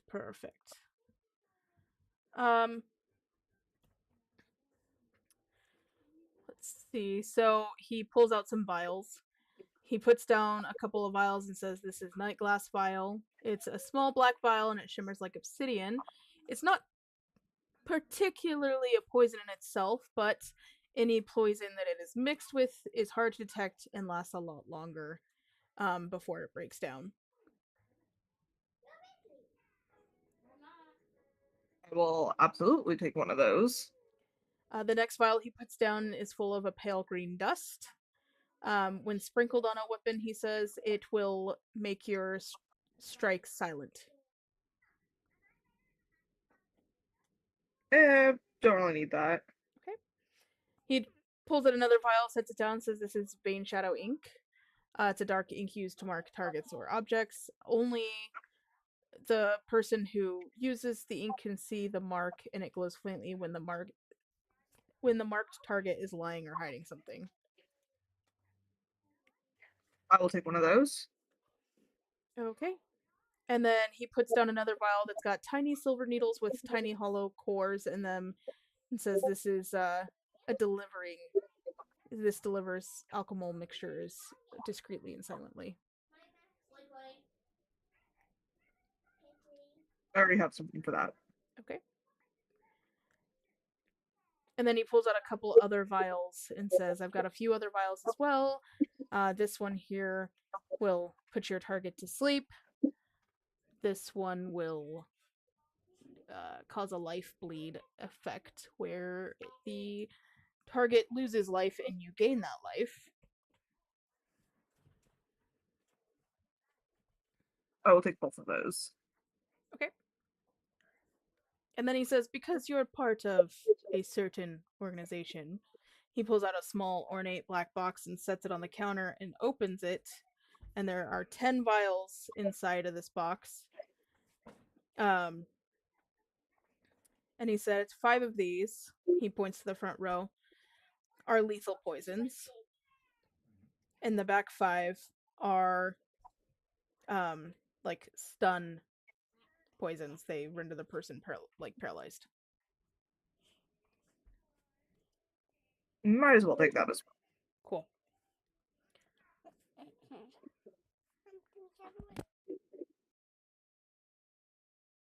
Is that all he has? Yes. Okay. I am going to pay him. Okay. He says that the black box is a gift for all new members or members that approach him.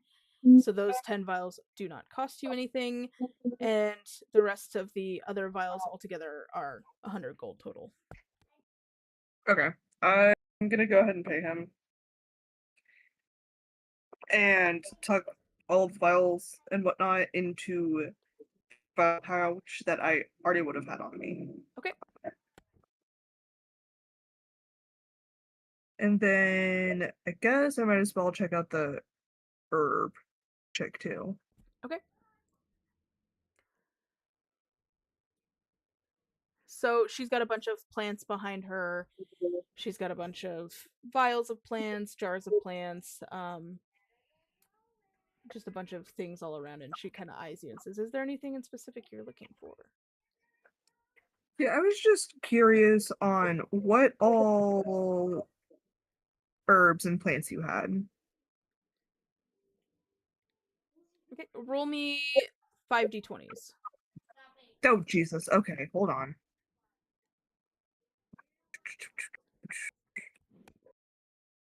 If any of the numbers repeat, keep rolling until you have 5 unique numbers. 15, 11, 9, 2, 1. Okay, let me look at that. Perfect. I love that they were all unique. Okay, Same. so the first vial, jar she puts on there, and she says, "This is Zap Thistle. It's can be brewed into a potion of resistance for lightning damage." Okay. Then she pulls out another jar and says, "This is Star Bloom. When distilled under starlight for 8 hours, this liquid from this plant can be splashed over a 20-foot cube to apply the effects of the Fairy Fire spell for 1 minute." Okay. Then she pulls another one out, says, "This is Weave Grass. This is used when making cloaks of elven kind." Mm-hmm. Another vial she pulls out, she says, "This is Silverthorn. When brewed under moonlight for 8 hours, this plant can create a potion that gives advantage on Constitution saving throws against lycanthropy for 24 hours. You never know when you could use that." And the last vial she pulls out, she says, "And of course, Nightshade." I will take all the nightshade she has. Okay, she has 10 vials of Nightshade, and they are 50 gold each.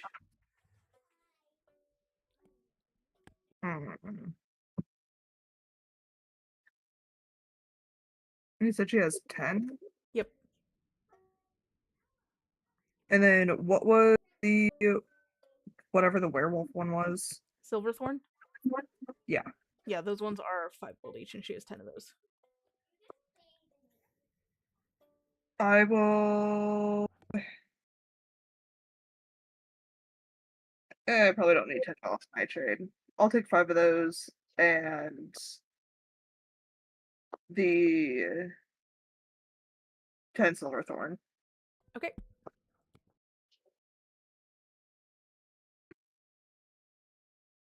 And then was that everything she had? She stops to think for a minute. And then she leans close to you and says, "I overheard your conversation with," and gestures to the other merchant, "about an organization you joined." Oh, really? She takes out a small vial and passes it to you and says, "On the house. Inside the vial is Shadow Leaf, an extremely rare plant that is the main ingredient in potions of invisibility." Sweet. Okay. I'm gonna hand her over the gold that I do owe her for the nightshade and the Silverthorn. Okay. And then I'm also gonna chuck all of that into my little pouch satchel thing. Perfect.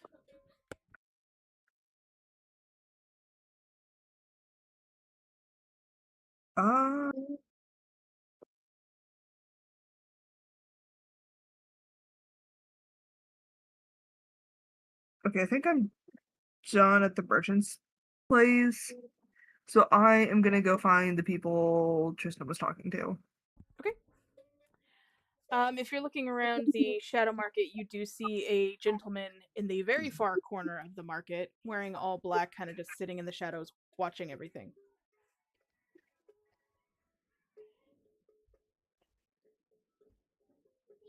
Fuck it, I'm gonna go talk to him. Okay. He eyes you curiously as you approach, but his eyes have a sparkling of wonder as he stares at your horns as you approach him.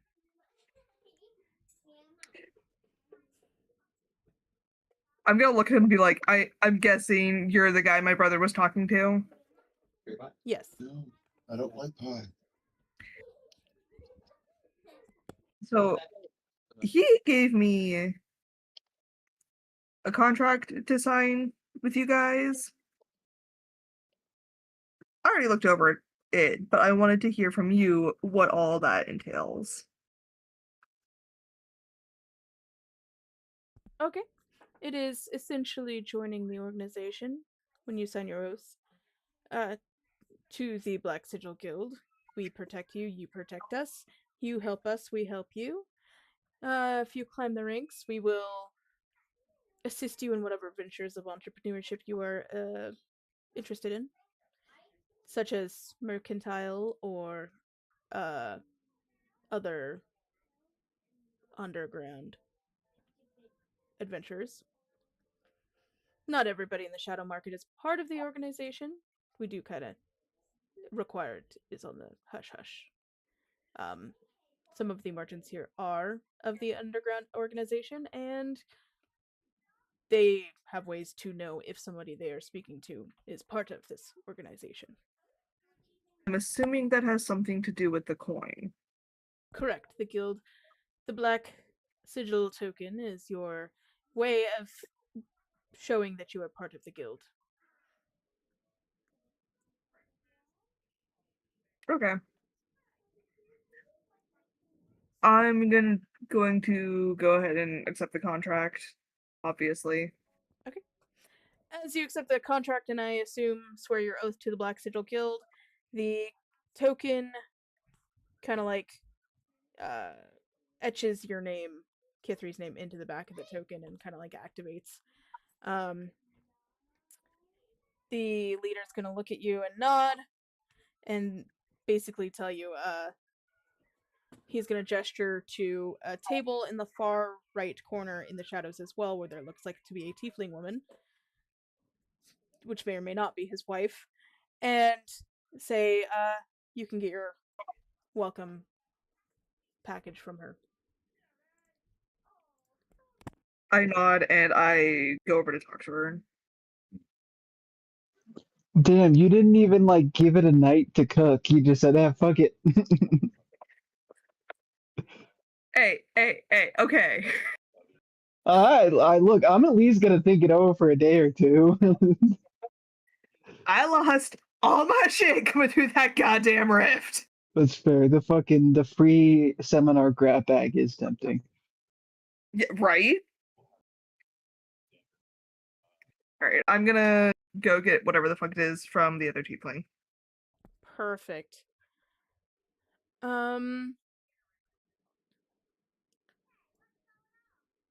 Let's see.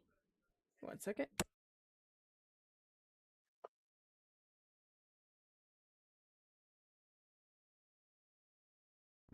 She's going to nod at you and hold her token out in the shadows. I will do the same, I guess. Okay. She's going to usher you kind of like on her side of the table into the shadows where there's like a small door. Okay. She's going to open the door and gesture you like, come with me real quick.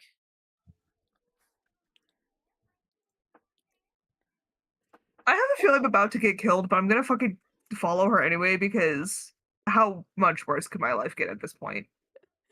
She's gonna shut the door behind you, turn on the light, and you guys are inside what looks like a small little storage room. She's gonna hand you a box with the Black Sigil Guild's insignia on it.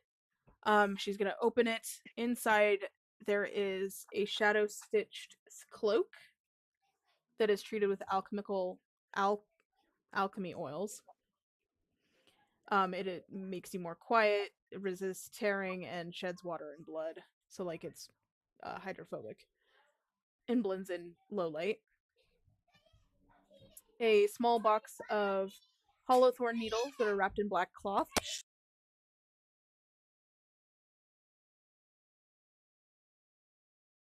I think just died.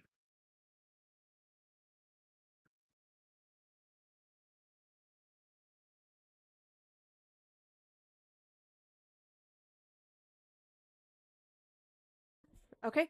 There is a small flask of shade oil used to obscure wounds and confuse enemies. A single black candle. A pouch of whisper leaf powder. And 3 vials of glowing nightshade. Okay, cool. I'm gonna tuck all of that into my kit that I already have. Okay.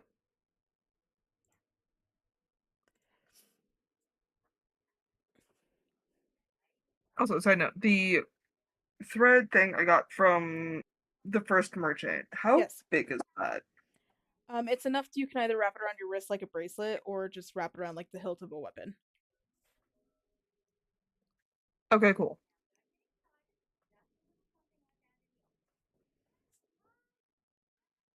I need to make a note real quick because exactly.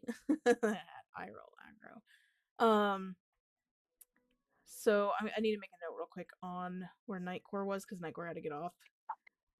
So we will have to wrap up his at the start of next session.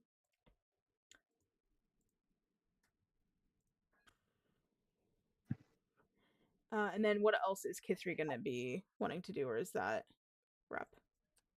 That was pretty much it. I guess I will go find Baldo and tell him about the two merchants that had shit for people with the coin. Okay. Just so he's aware of the two. Okay. Wherever the fuck he went to. God only knows. Actually, I didn't actually have any shit to do.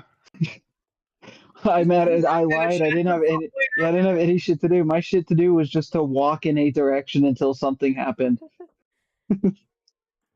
All right, we finished the individual time slots, so now we have about 40 minutes for the party to reconvene and do whatever else you guys want to do while you're in Halliford.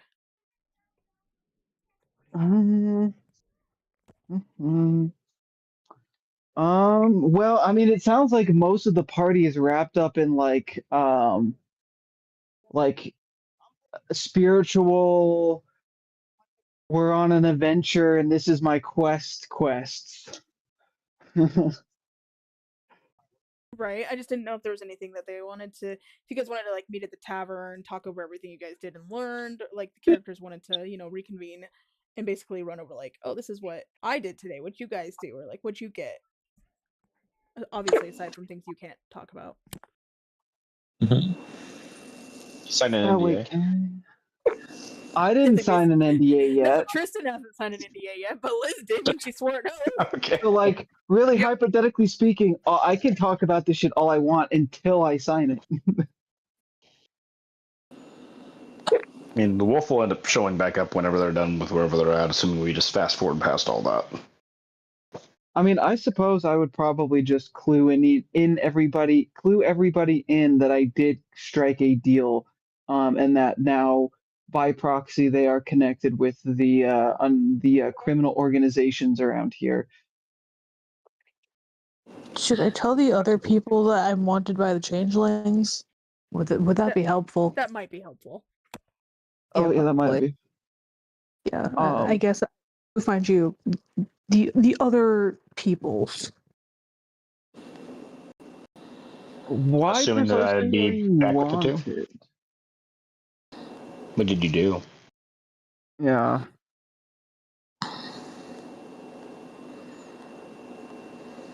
The phone stopped working. Okay, I'm gonna go find the people somewhere. I'm assuming at the market. I mean, if we had a tavern lined out and like a meeting rendezvous point already set out, I'm probably rendezvousing there or just hanging the fuck out. The wolf. In the meantime, the wolf would have kind of demanded that. Yeah, I kind of just wandered back to wherever we were staying. Don't forget that if we go into the room, there's that knock. Yes, I guess we'll return and do the knock. To have probably gone in the room. Crowder is not going anywhere. Crowder is staying with the monks and still train with them. And get more honestly, it's probably the best place for you. I don't think any of us can help you out with like with your spirituality in that way. Nope. So I'm going back to the tavern, wherever the hell. Yeah, I'm just at the tavern. In whatever room we were supposed to be in, I'm just walking into the room. Whatever. Yes. Are we all in the room? What's going on here? Oh. So Lambda comes back, says, I visited the Sunken Temple, and I've learned a bit of lore about this place of Hollowford, and produces, I guess, what would be the giant gem would be the terrors of Anasala. What did you say that temple was called again? People? It was a sunken temple to Solid. So, the story devoted to it is Anasala has been known as the as the gentlest of angels, that she said. She was one who stayed behind when the angels and mortals fought over divine power. And Jess, Yes. remind me, what specifically did the girl who appraised the book say it was directly rated to? Like which temple or which like faith that was? The Sunken Chapel. Okay. Is it safe to assume that the two of those things are the same? The Sunken Chapel that he's talking about and the Sunken Chapel she talked about? Yes. Yeah, they're well, safe to assume they're the same. Oh, okay. Well, this is this is actually very fortuitous for us. I went ahead and I got that that magical book, the alchemical one, appraised, and I was told that this relates to ancient knowledge that may or may not have been housed or created at said temple in a bygone age. That may be the heart itself. Or at least perhaps or maybe just the recipe to create the heart.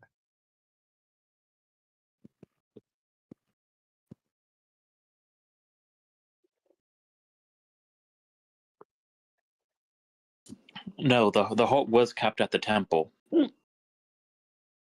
Okay. Or Do you have any more insight on what the heart is, or is that just like a vague piece of information of the name and title only, and we still have to figure out what precisely that heart is? So we know the heart. Did you explain all the stuff that you sent, or no? Yes. Okay. Yes. And just one more question before you continue. When we first started the campaign, that vision, did we all get that vision? Or was that just background story?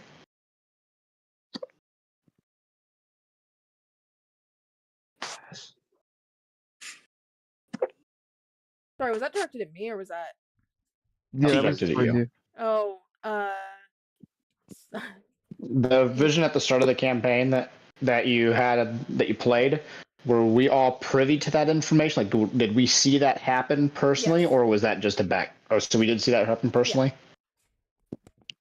Yeah. Okay, so I will just kind of motion to the others to continue. Sorry about the interruption there. The connections.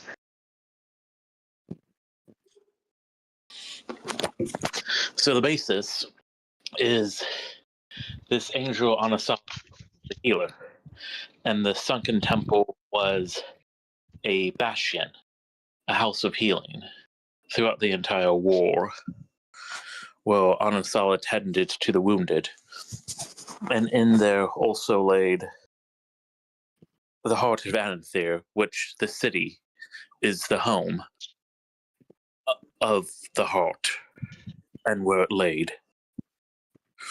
It was in the temple where Anasala watched over the heart. it was her that understood its workings. And Anasala was the only one during the war that could calm it. That could calm it. Like, is it its own self-contained sentient like entity? It's a thing. We know it is when during the war when it beat with raw magic and all that. It was there at the temple. A warrior came, a warrior that would have fallen if not for the aid of Anasala's and her healing healing properties of her tears. Divine tears that were born of love for the city that she's watched over for so long, which healed this warrior that came to the temple. But during the war, the heart is still breaking and reacting quite violently to all the things happening with the war, and the power within the heart became more violent, dangerous, and Anasala gave her essence to stabilize the heart, with the only last bit of her being this tear, the tear that her ghost still lingers with. And it was when the war ended that the sunken chapel stood silent before it gave way and drowned in her tears, and the heart released its power, shattering its foundations. And okay, the heart is missing. Surely there is some way that we can use the tear that you do have as some kind of compass that may or may not guide us to the rest of her essence. I don't know how any of that like spiritual divine magic actually works, and that might actually require spell casting that is likely going to be out of my capabilities ever, if I'm being honest with you. I don't know what can be done. No, this tear of Ansala being her last essence, it does contain the same divine magic she has. It has the power of whoever holds it, when they fall or die, it will be consumed to revive them, and can be once again, and the tear itself can once again be, in a sense, reconstituted or recharged if the user does a small act of compassion. The only type of an act that Ansala still understands. I'm almost wondering if maybe perhaps every time you use that, I'm wondering if maybe while you hold that or it's around people who are doing these consistent acts of compassion, if that will do anything to maybe return more power to her on like a smaller scale. Maybe if we keep that up and we keep doing acts of kindness. I mean, I'm probably not going to, let's be honest here, but the rest of you can deal with it. Maybe it could it might provide enough power to maybe we could commune with her, or at least like a fraction of her, or some kind of like splintered memory or something.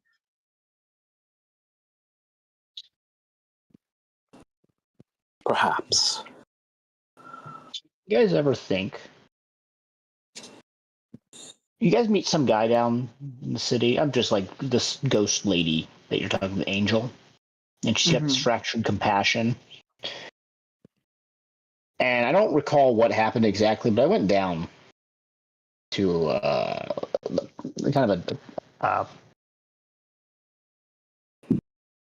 place that really shouldn't be spoken too much of. Anyway, I went down there and I lost something. I can't remember what it was. But from my understanding, it was common for them to take stuff from you. And for whatever reason, I get this feeling that this lady might be connected with Dumbass and his book that I have. And maybe they took his memory as well of whatever that thing was. with I mean her.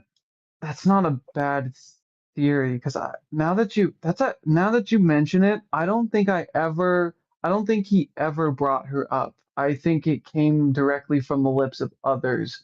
Uh, You anything saw, information we know. you guys saw that image when we came through the gate, correct? Of Yeah, the male figure and some female there guarding him, and then they are coming, and then an explosion, or whatever. I don't remember if it was an explosion or what, but then we were here with him. yeah. God, that would actually make so much sense as to why he's been so vague with why there's been so many holes in the information he's been telling us and why he's been so vague. If he's had his memories taken from him, of course he wouldn't have all of the information and he's kind of just shooting in the dark. Also, if you guys need therapy, I've got somebody. I do not believe in that pseudoscience. It's a scam. Oh, I'm just saying, whatever. I know there was something that I really didn't like, and I don't know what it is anymore. I can't even think about it. Like, it's not there. Okay. How much of a thing did you not like it? Like, if you could rate it on, like, oh, it was like, ew, gross, there's peas in my mashed potatoes, or, oh, I have to wipe this thing off the face of the earth, nothing will stop me. I don't know what it, like... I was thinking, like, why I don't want to go back to Barovia, and I can't figure out why, but there's something that makes my skin crawl. Yeah, Strahd, vampires. Who's that? I don't know. You vaguely told us it was like some ancient, powerful, like vampire that's all I know. I know that you really did not like talking about vampires. Except I don't like when it vampires at came all. Fuck to vampires. Helena. I don't want anything to do with them. But I Yeah, don't know who so this Strahd guy is. yeah, it looks like you have been cured of your trauma and your abuser's memory. So I guess that's good. Interesting. Anyway, his name sounds stupid. I feel like that this could have happened with Eliza.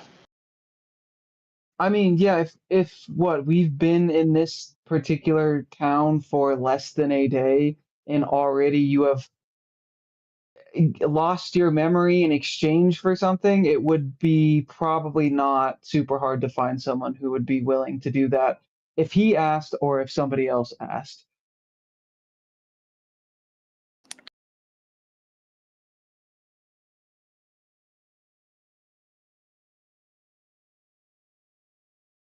Are we going to try to talk this angel thing? And that is a little Wonder if they can concerning. reverse it. Oh god, and then they accidentally give you the wrong memory from someone else. I mean, Interesting. I suppose that, like, in theory, they might be able to. I guess it really depends on what they're doing with the memories. If it's like Hold off. I'm taking the memory and consuming it, probably not. But if they're storing it for later, So hear me out. We might. So like, are both the tieflings here? K3, are you also here? Yeah. I've got an idea. You guys are really business oriented. I try to build a nice reputation for myself so people like me, so I can get information to use it.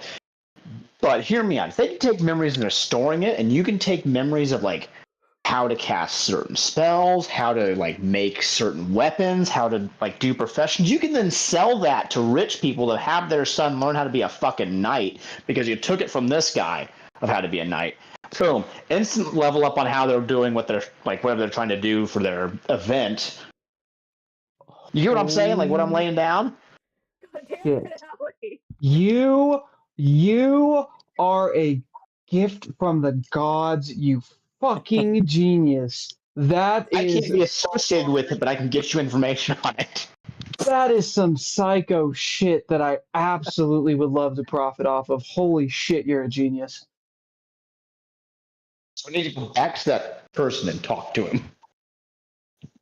Oh my, yes, please do. Oh my god. That's actually such a good idea. That's just limitless possibilities. There's limited possibilities in that idea. You want to know 5th level spells? 5,000 gold. Yeah, Boom, drink that's this. awesome. Or however they do it. If they do that. This is all hypothetical still.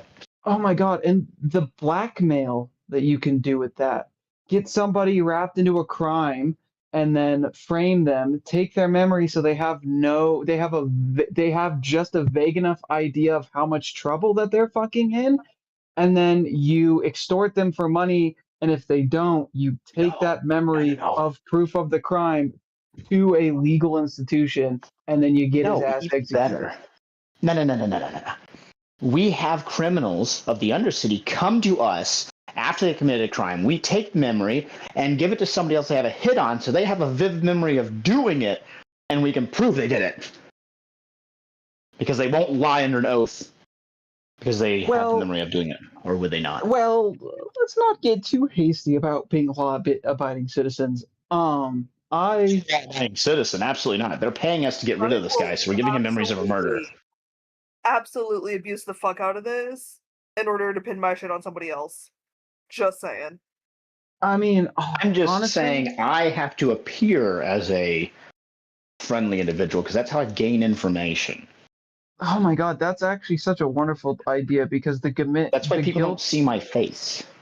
because the potential guilt of committing a crime that they thought they committed when they have no record of committing such a heinous crime, they would absolutely fucking probably turn themselves in. And that would shave off a lot of the overhead costs in the contract that I was given for the Thieves Guild. You're also saying, like, if you bring up information about the crime, they will have knowledge of it. Yeah. And they will show that knowledge through their mannerisms. I am freaking good at slipping shit into people's drinks. Just saying. And I mean, that would be an easy thing to run by the desk of the Thieves Guild because they're paying for like lawyer services and bailouts for their criminal organizations and having to stuff the pockets of local law enforcement. So if you're able to manufacture a way to have the police force not have to waste more of their resources trying to find a guy to pin it on, and you pin it on somebody else, you also save the Thieves Guild the money, time, and resources to deal with that legal battle. Sounds like the kind Obviously, of we don't explain idea that how can we make did someone a it. partner. Obviously, we don't explain how we do it until you have enough footing. Oh But yeah, yes. fuck no. I'm not gonna just fucking throw up all my shit on the table. They're gonna have to wait. I've already made promises. I've already made promises to them, so we can chill on that. We would definitely Making progress. first. I'm making progress with an underground healing organization, trying to get my foot in there, along with the healing group up above ground, I guess. The good people. Now, when you say underground, do you mean like it's an unsanctioned, we're doing this because the church's prices are extortion and this is how we help people, or is it more of like a healthcare system for those in the underground? I think it's kind of like both of those, but also helping people that can't really go to the church because they'll get arrested and shit. Ah, I see. Which I have I've got no qualms with healing anybody. It helps me gain reputation so that I can gain information, get trusted, and gain access to places without revealing my face. I mean, honestly, it sounds like a pretty sweet gig from what I've seen. It seems like the Thieves Guild here does have a very strict set of rules to prevent the harm of innocent people. So I think that that's very telling of how the local leadership within some of the faiths around here treat people. It is pretty fucked up to seek healing and then immediately get fucking tossed into cuffs. Yeah.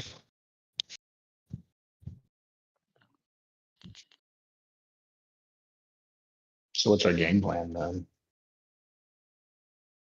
All you hear in the background is and screaming, "I am Ghost!" And then he speeds around all the group and just try to scare them, and then appears on top of the table.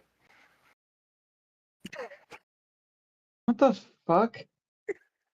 Fucking stare at him, absolutely confused as hell. You just kicked over like 3 drinks doing that, by the way.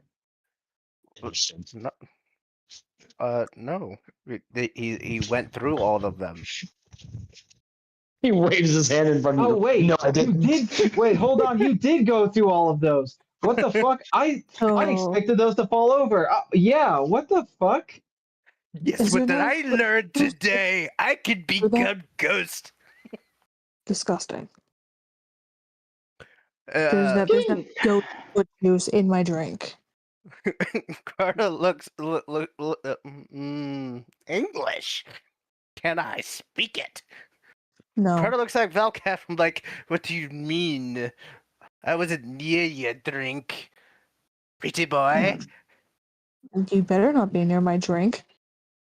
A lot of death and spirits with this town. Yeah, I've kind of noticed that it. I mean, 2 for 2 really on like haunted possessions and vengeful spirits plaguing a community. Yes, it seems this Hartford is the center of all these problems, with this being the home of the Heart of Anther, which in itself seems to be the artifact. Wait a second. That makes me curious about something.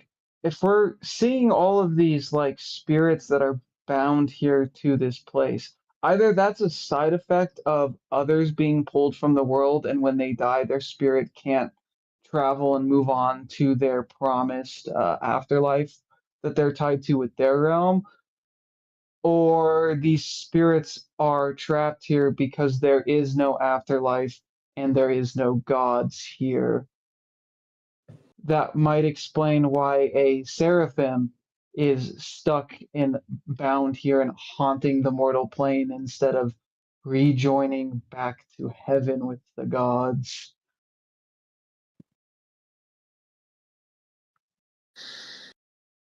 It would seem something. As we know, the cataclysm may have been caused by this divine war, a war between mortals and the gods over, base, in a sense, the ownership and the right of utilizing divine energy. Ooh, I knew about that story. I knew about that war. It was taught to me in the temple that I grew up in. Well, then that kind of leaves the assumption that if the mortals are still here and still have access to their divine powers, that they won somehow.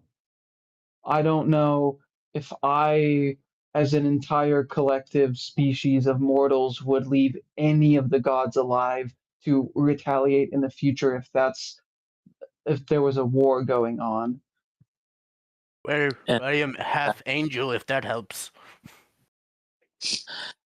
In a sense, that makes it that many of the angels that did fight turn into these sort of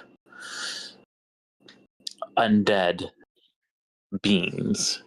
Yeah, and I'm almost wondering that maybe if maybe some of these with Seraphine as an example that we actually have, I'm wondering if maybe some of these angels and these celestials decided that they wanted to stand in favor of the mortals, and maybe that's why they're being haunted and trapped here, because they had broken their oaths or their divine connection or whatever the fuck you would call it that would bind them to their god.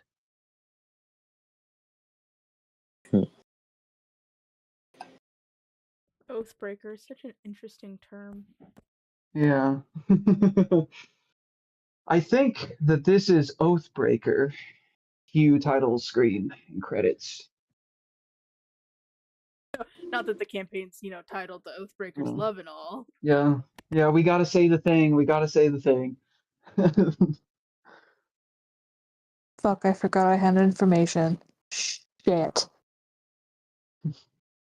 Whoops. Oh, you know what? You don't get the information. Oh well. You don't have. Hey, if you don't want to share that info, you don't got to. You can keep as Well- many cards to your chest as you like. It's important. I'm just gonna walk over to Kithri, hand her a breadstick, and be like, "Oh, by the way, I'm wanted by the changelings from that other town, because that's what the list says because of certain magic." And I'm just gonna walk away. I'm gonna take a bite of the breadstick and then do like a double take back over and be like, "Wait, you're what?" I went to the cemetery. I was speaking to the spirits about that list that I found at the tavern. The reason I'm on that list is because those people are wanted by the changelings for having a certain type of magic. The spirits did not tell me what kind of magic English it is, and my is somehow tied into all of this. Cute. Okay. I'm gonna relay that info to the others. I mean, I'm gonna be softly muttering to myself. wanted criminal. That's something I could deal with. That's fine. That's okay if you're a wanted criminal. I don't recall ever being here in the first place. I remember I escaped an asylum when I was a child. I was sold to a circus. I don't recall doing anything harmful to others. I mean, changelings are the Fae. Was there some kind of deal that you made when you were young that you got tricked into as a child? I can't remember. But that's, I guess, that's still Memories. wouldn't explain. That's, I don't know. That's weird. So like I'm trying to figure out how to spin the optics here on this, because like they did just like test us and say, "Wow, you guys passed the test, you're worthy," and then they're also trying to hunt and kill you down is very strange to me. They are a quite strange group. I only remember ever being useful to them for my abilities with the dead. I am one of them. I don't know. I don't recall ever offending my own kin, except for I've never even met my father. I don't know what he wants with me.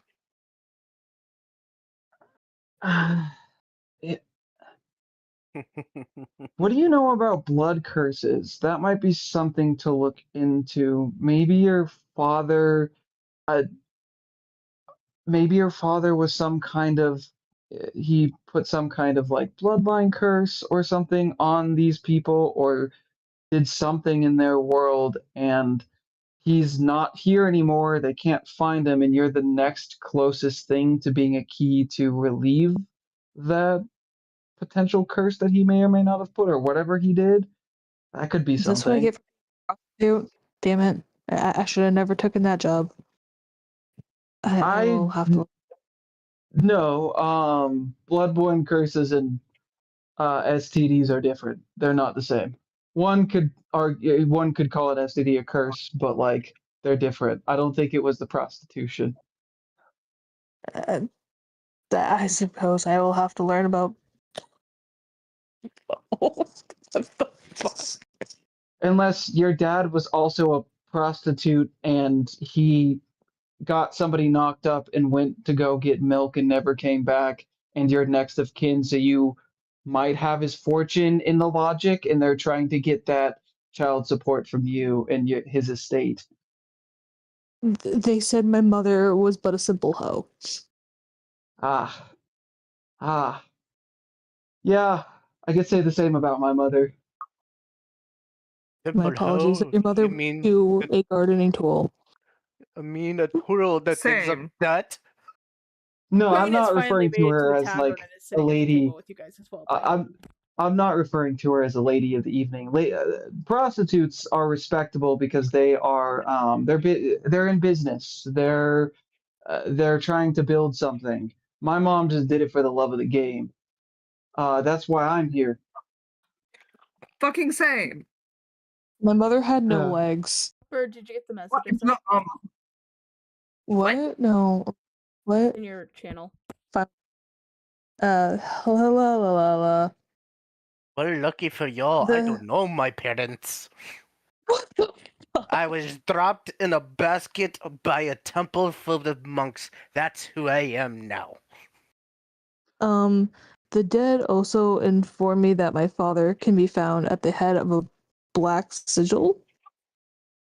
I don't know what that means. Head of a black sigil. Fuck. He might. I'm going to focus my attention to the scion. Oh, wait, hold on. That black sigil. Oh no! Guys. I think we may have met your father. What do you mean you've met my father? At this point, I'm just taking Kithri by her horns and just shaking her. Is that a hostile action? Like a hostile shake? Go shake the other fucking tiefling. He's the one that met him. I just got redirected.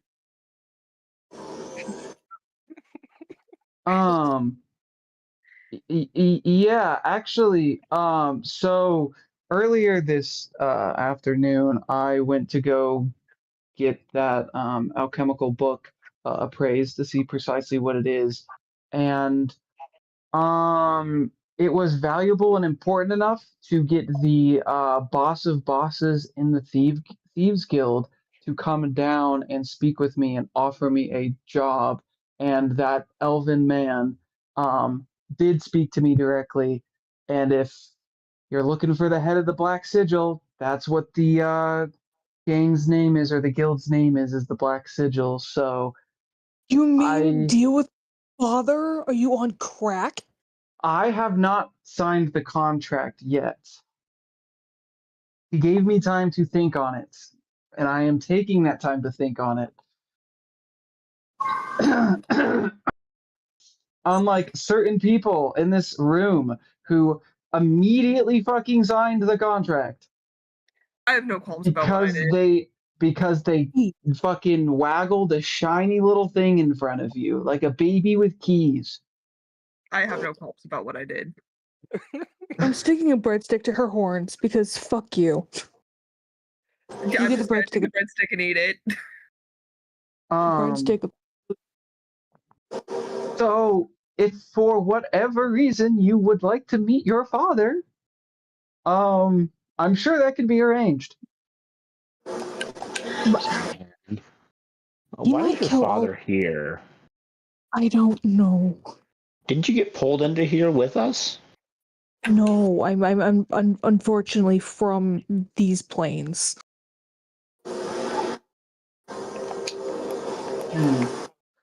Look back at the scion. Why? Okay, I want your opinion. Why should I, as a potential business partner, fear and not trust your father? I can't exactly tell you why. Therefore, because I don't know him. I've only heard through various people of the institution that he put me in for my abilities, that he should never be trusted because he will sell you in the end to get what he wants. What that means, I do not. Ooh. Okay. My father is in the trade of selling people. Not, yes, goods, but his favorite goods are the ones with still beating hearts. So strange because the contract that we have here, it seems like this organization is pretty strong in their like ideals. But if that's the case, then Contracts are meant to lie. I wonder That's what the kind of opposite of side. what contracts do, but okay. I wonder what kind of side businesses he has if he's operating this outside of the guild.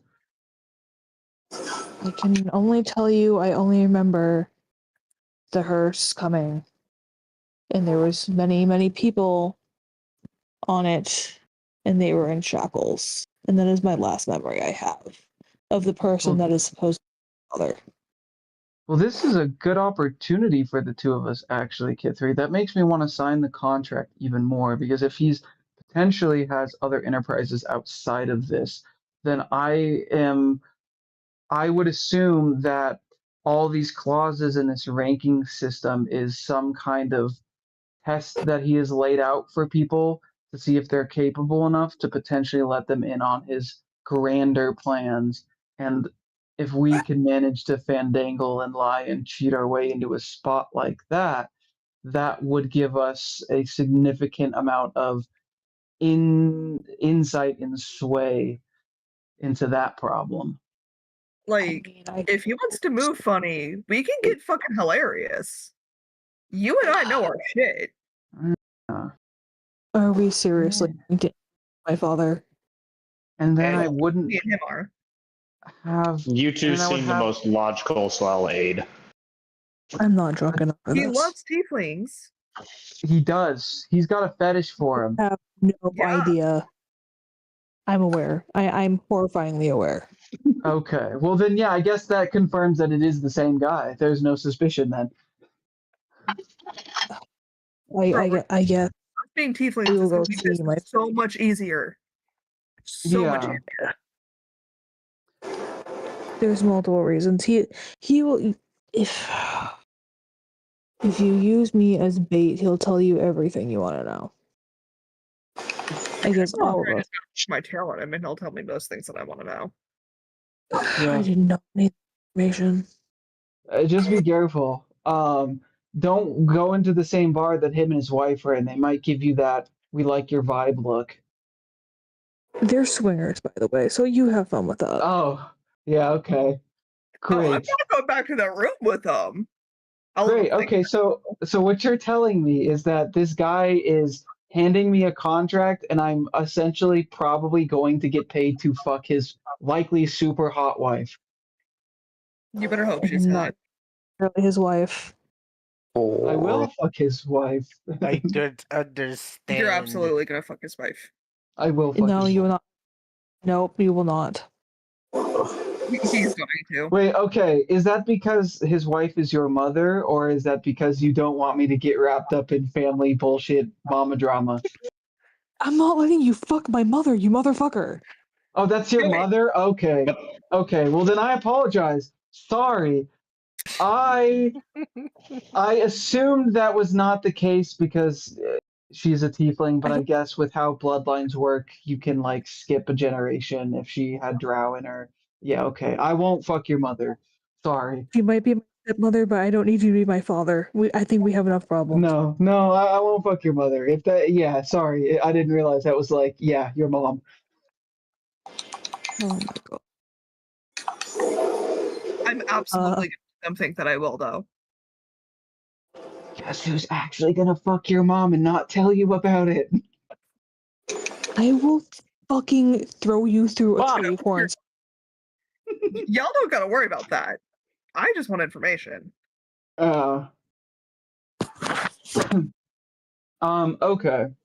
I think it would probably be smart for us to maybe do some jobs, make a little bit of a name for ourselves before we fucking do a family reunion and then blackmail him with this information. I think he might take offense to that. If we can become trusted and reliable, I think he might respect it if we do it at that point. I mean, You all can make a name for yourselves. I'm gonna stay underground. I don't want nobody to know who I am. I don't belong on We this have realm. so many fucking opportunities, bro. Yes, we do. This is great. This is great. I thought we were going to have to lay so much fucking groundwork. I thought I was going to have to invest so much capital and time, and I was going to have to fucking Yeah. manipulate my way more than this to have the. It's just. It's I kind of just don't want to go home. I kind of like like a it. fucking slobbering dog. They threw a fucking haunch at my feet. it Kind can of be don't want to go persuaded home. a lot of a bay. I'm just saying.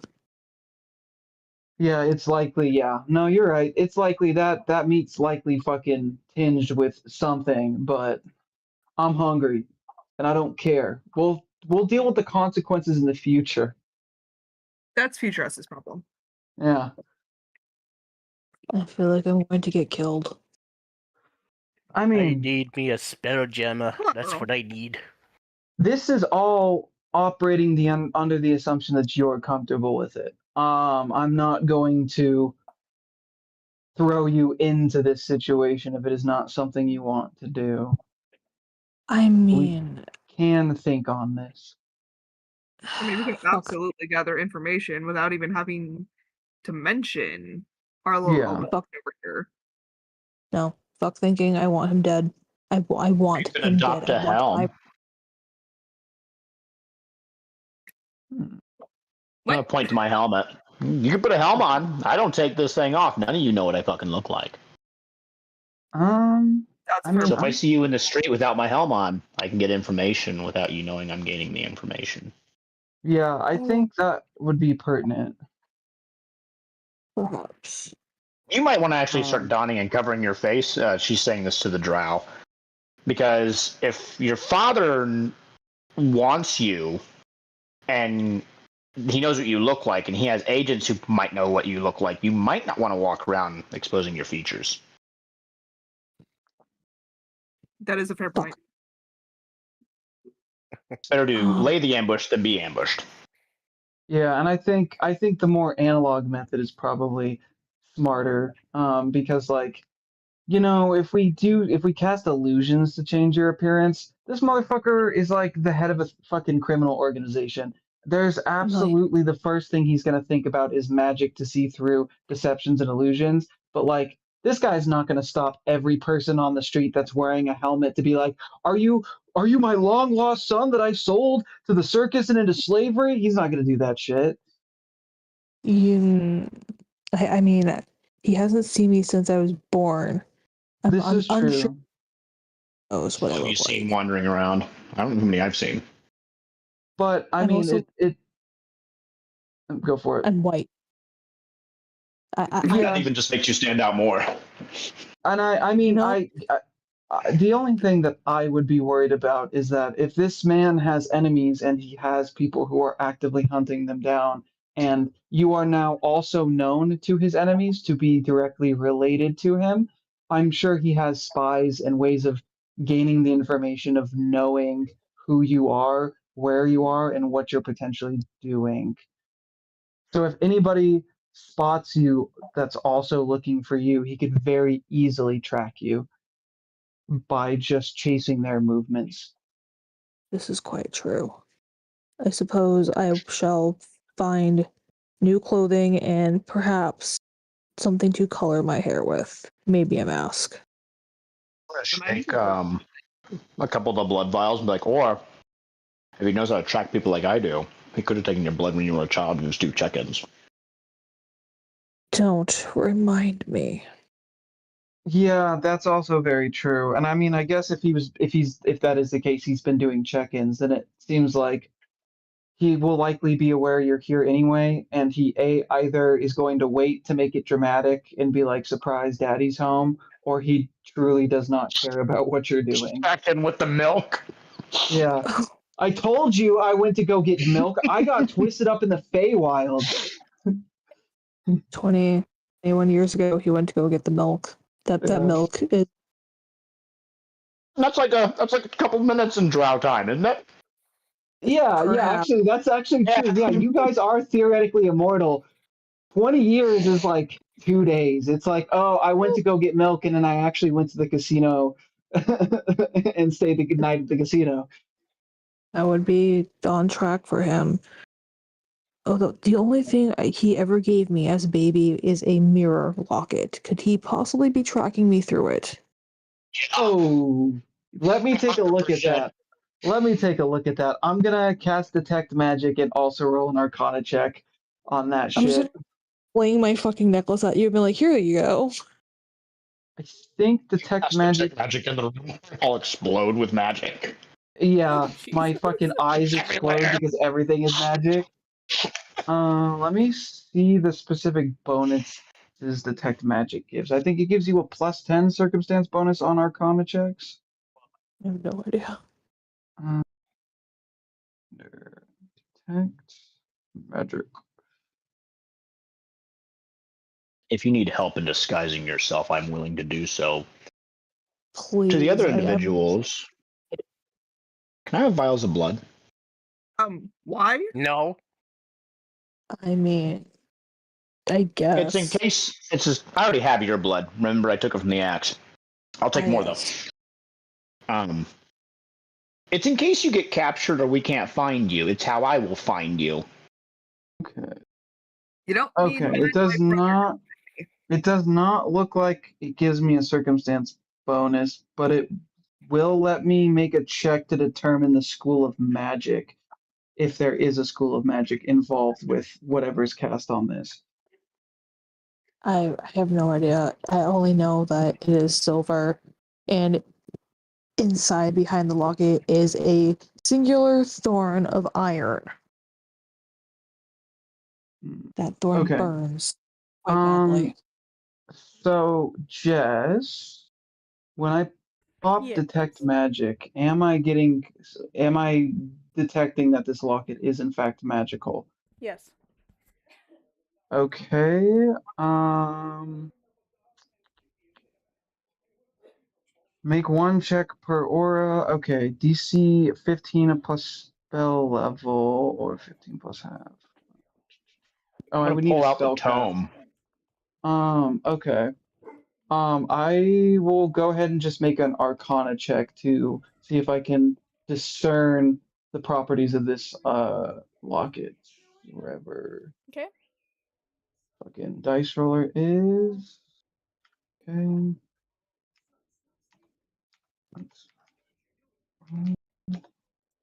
1d20, and then what? That's plus 11, I believe. Yeah.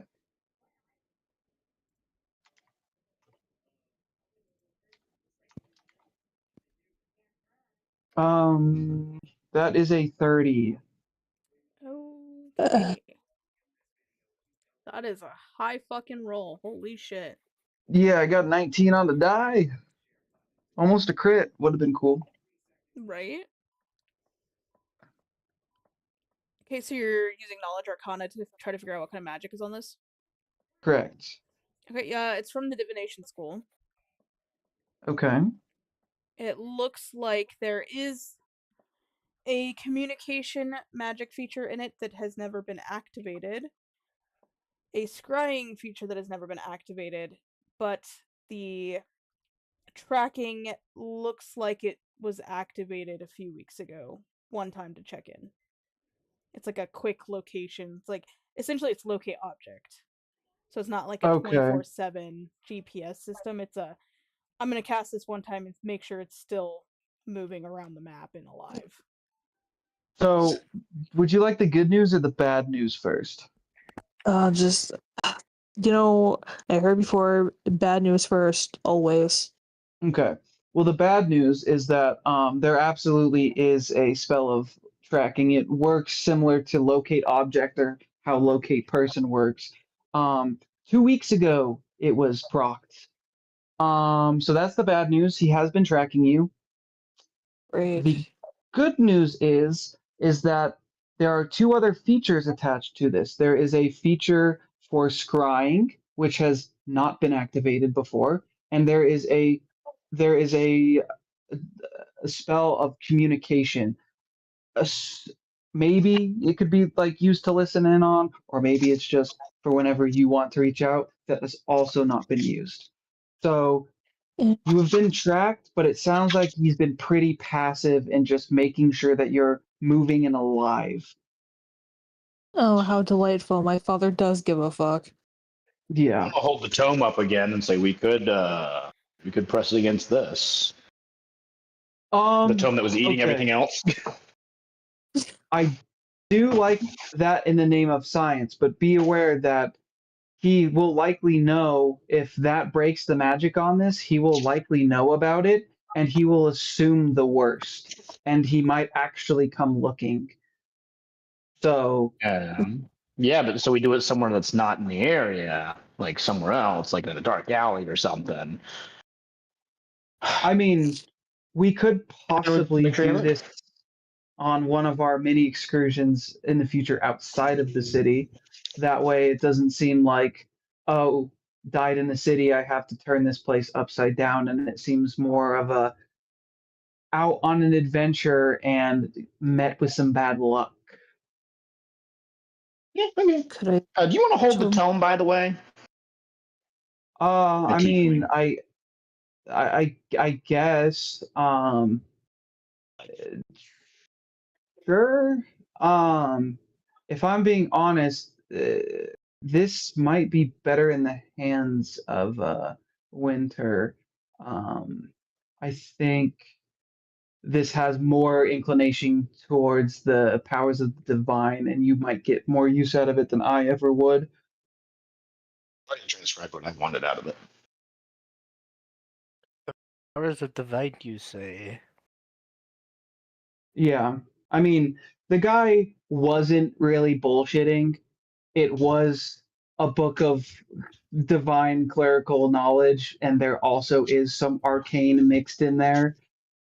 But I have a feeling this is like has some kind of religious or spiritual significance that I do not give a shit about. May Fair I enough. touch this book and see if it activates? I'd go for it, dude. This book is for the streets. Rhoda touches the book. It flips 2 pages. You're flipping through the alchemy book? Yes. This is Elijah's book.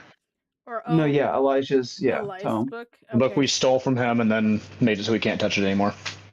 Wait, the that's right. the book. Yeah, the bookie book. Can I touch the book, please? Well, Crota has it right now for touching it. Wait, hold on. No, both of you touch it at the same time because if Okay. you potentially have a vision, maybe if you're also touching the same object, you might also get a vision as well. Oh. What are you I trying to guess get a we're vision both of? just. Book. I'm not trying to get a vision. I'm trying to be curious with this book. It says it has divine powers, since I'm a half angel anyway. Yes. Just And see if divine- it reacts. Oh, Okay, so you guys are both touching the book? I guess. Okay. Yep. You both get a vision of the book's creation, and the book was bound to an angel, one of the highest angels, when she was killed and sacrificed to make this book.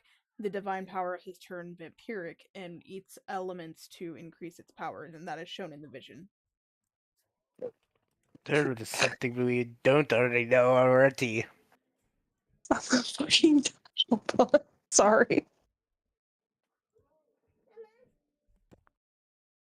Oh, I just forgot how to breathe. I do think that this book will be suited to your talents. There was some necromancy in this book that I think you would benefit from. I thought so. I'll just tuck it away for now and study it when I'm not currently dealing with my said possible father. I'm just gonna gently take the book and just like shove it under my skirt, but there's a bag under there. Do not worry. I'm not just like shoving it somewhere. Secret pocket. I'm Prison learning pocket. so much about all of you guys. Yeah, you all have like street knowledge and like have lived that life. This is so excellent for me. I was afraid that I would have to trick and coerce you guys into doing bad, wrong things, but you all have skills and talents in that industry. So this is excellent. I'm literally an insane hooker. I have a pocket to my nether regions where I keep most of my stuff. Nobody goes there. But Wolf did ask a very important question that we kind of got sidetracked with all this other just flood of. There's a lot of information. What exactly is our game plan? Because Wolf is right. We need to figure out what we're doing. Are we planning on staying here and planting our roots? Are we wanting to get as much information we can and then skip town and move on? Where are we standing here? Well, if my father's here, I'd like to mildly set up roots just so I can meet him face to face and perhaps figure out for my own sick mind why the fuck he got rid of me. What did that asylum do? Why was I sent there? And what the fuck did that circus want from me? That is my own Answer question. seeking as to why he got rid of you, if that's what you're looking for. It's best not to dig that up from what I've seen. I suppose. Well, but remember, we did previously establish that if you are traumatized by something and you don't want to know, it can be taken away from you. There So is somebody who will do realistically, that. yeah. So like really, if you're that curious and you want to do it, there will be no consequence. If you regret it, you can just forget about it. It's quite true. No. I'm gonna look to the Scion. I'm trying to remember what your name is. Lambert?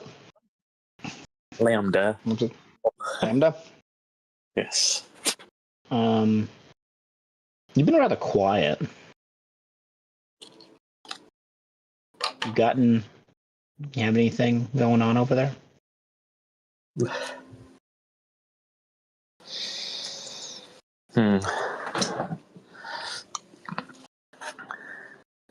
No. Just been. Do you want to hold the book?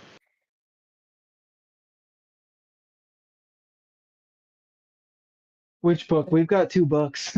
It's so confusing to keep track of There's 2 only. books. I was like, one is They now under my. book I'm talking about.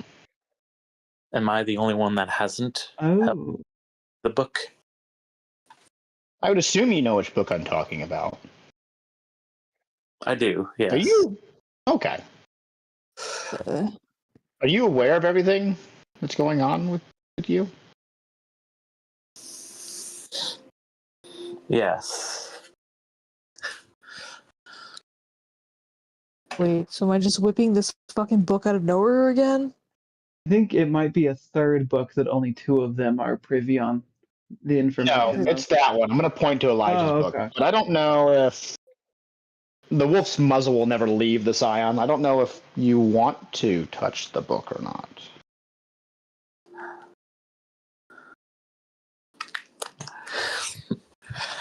I suppose I could if I'm not the only one. If I'm the only one. But you said you're aware of everything going on with you? Yeah. Okay. I have a similar scenario that has alerted me to yours. In a sense, the anomaly is what brings me here, and in a way you could say this heart of Aurelium seems to be my purpose, so the heart of Aurelium is my main focus of locating it, and thus was my mission. My mission here in Hollowfort is to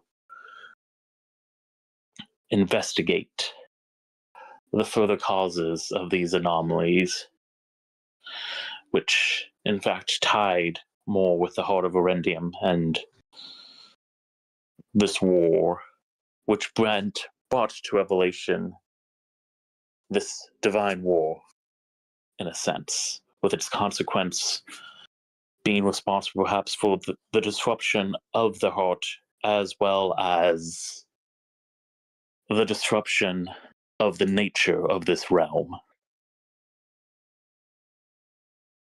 I'm So, Oh. as I say, I do not have interest or intentions of setting roots here or anywhere.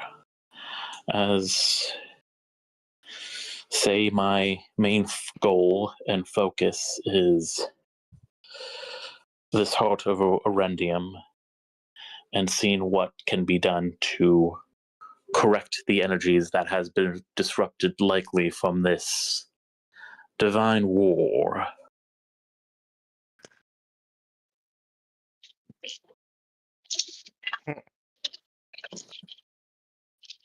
I wonder, okay. I'm almost wondering if we're getting geared up for Divine War 2. Because it seems like from the information that you gave us in the past, this heart was at the center of a catastrophe that almost potentially like spelled doom for this plane of existence, and it has been missing for a while, and we're being tasked by some cosmic force, or at least you are, I guess by proxy us, to find this artifact. I'm almost wondering if the reason why all these people are being brought in from these portals is because they are gathering an army from other realms and using that as a thing to hold over these people of, if you fight this war, when the time comes, if they fight this war, they'll be able to return back to their home plane, assuming that they live to tell the tale. And Assuming they want to go back anyway. yeah, and whoever is orchestrating this is also likely searching for the heart.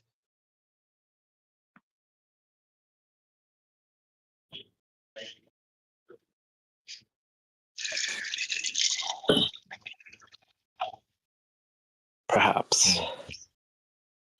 Ah, this is just there's just so much shit to do.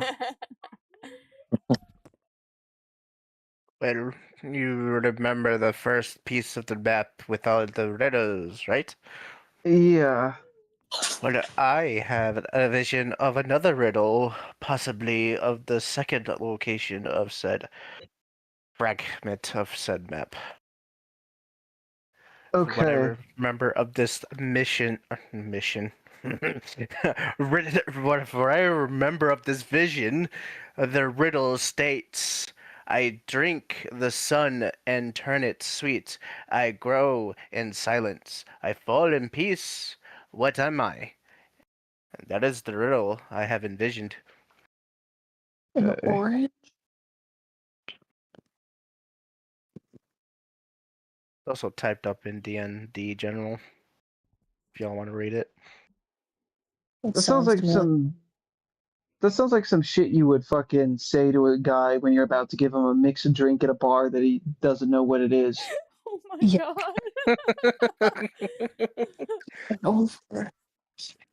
god. Any other session 2 business or any other plots for next session you guys need to hash out before we wrap up, since we were technically 25 minutes now over our hard stop time? Kithru's gonna fuck my father. We'll see. And I'm gonna fuck your mother. Wait, so now I have a new mommy and a new daddy? What the fuck? I didn't say I was getting married. They're swingers. They know what this Yeah. is. This is just some casual fun. Casual adult fun. If you But I catch guess something, it's I guess I will mention to the group that if we're staying here, perhaps then, if there's anything about venturing forth, then I may utilize the time of hearing there is an observatory here. And Ooh. so there may be some celestial studies that can give further insight. Well, now I know that you said that you feel like your place is to travel. I guess setting roots might have been the incorrect term. That seems a little more permanent and stuck in place. I just more meant get a foothold in the city, come to know people, you know, get a lay of the land, yeah, build a reputation, and then just have a place where we can be safe relative to the rest of the world when we need it. On a side note, who's giving me blood? I'm gonna crackle my fingers. Vials. wait. You're not getting mine, hound. Oh, I did forget one piece of information that I just now read. Is the angel Unsala, the spirit, is still here, and she has whispered that her sister soul, Ariana, is in the book. She hides within the necromancy spells. Interesting. Oh, that's gonna be a fun little riddle and little project for you to solve. Exhilarating. So we still have at least. So currently we have 2 angel spirits with us. Oh, I don't actually know if I like the fact that there's 2 of them pinging at the same time. We're gonna do where anybody that has any kind of sense other than their human senses are going to notice us immediately. Yeah. Nah. I mean, I guess that might act as a good deterrent because it's like, what the fuck are these people doing with 2 bound angel fucking souls? Maybe we shouldn't fuck with those people if they can do that to the divine. If it's of any concern when traveling, I can only presume that her sister soul is tied to the book, while she herself is tied to her tear. That it Yeah. could be.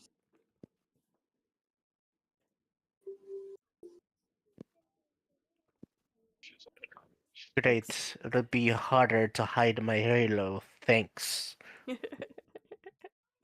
So, if we do want to take our time here for a little bit and get acquainted with everybody, I will go ahead and make the necessary moves and preparations to secure us residence and potentially maybe find work for you guys if you would so desire. I I mean, need I can capital and I need it waffle. quick. If you have people that can- you run across that are injured, let me know. I can help you on that aspect. I'm honestly sure I'm sure I could probably find you a gig. Freelance healers are not very common with a lot of the potential constraints that the church may put on healing practices.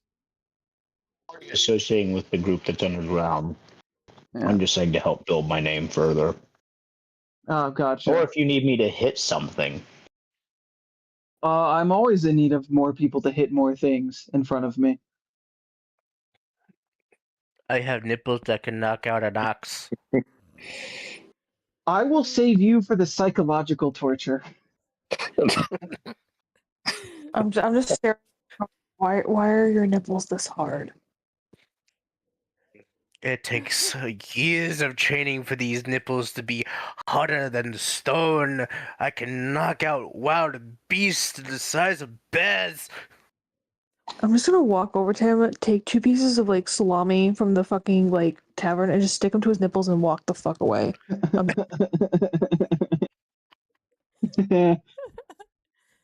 Oh man, I'm gonna go ahead and close out our live stream for the Go session. for it.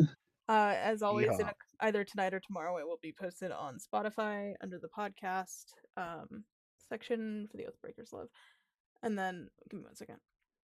thank you everybody that tuned in live to session 2 of our campaign.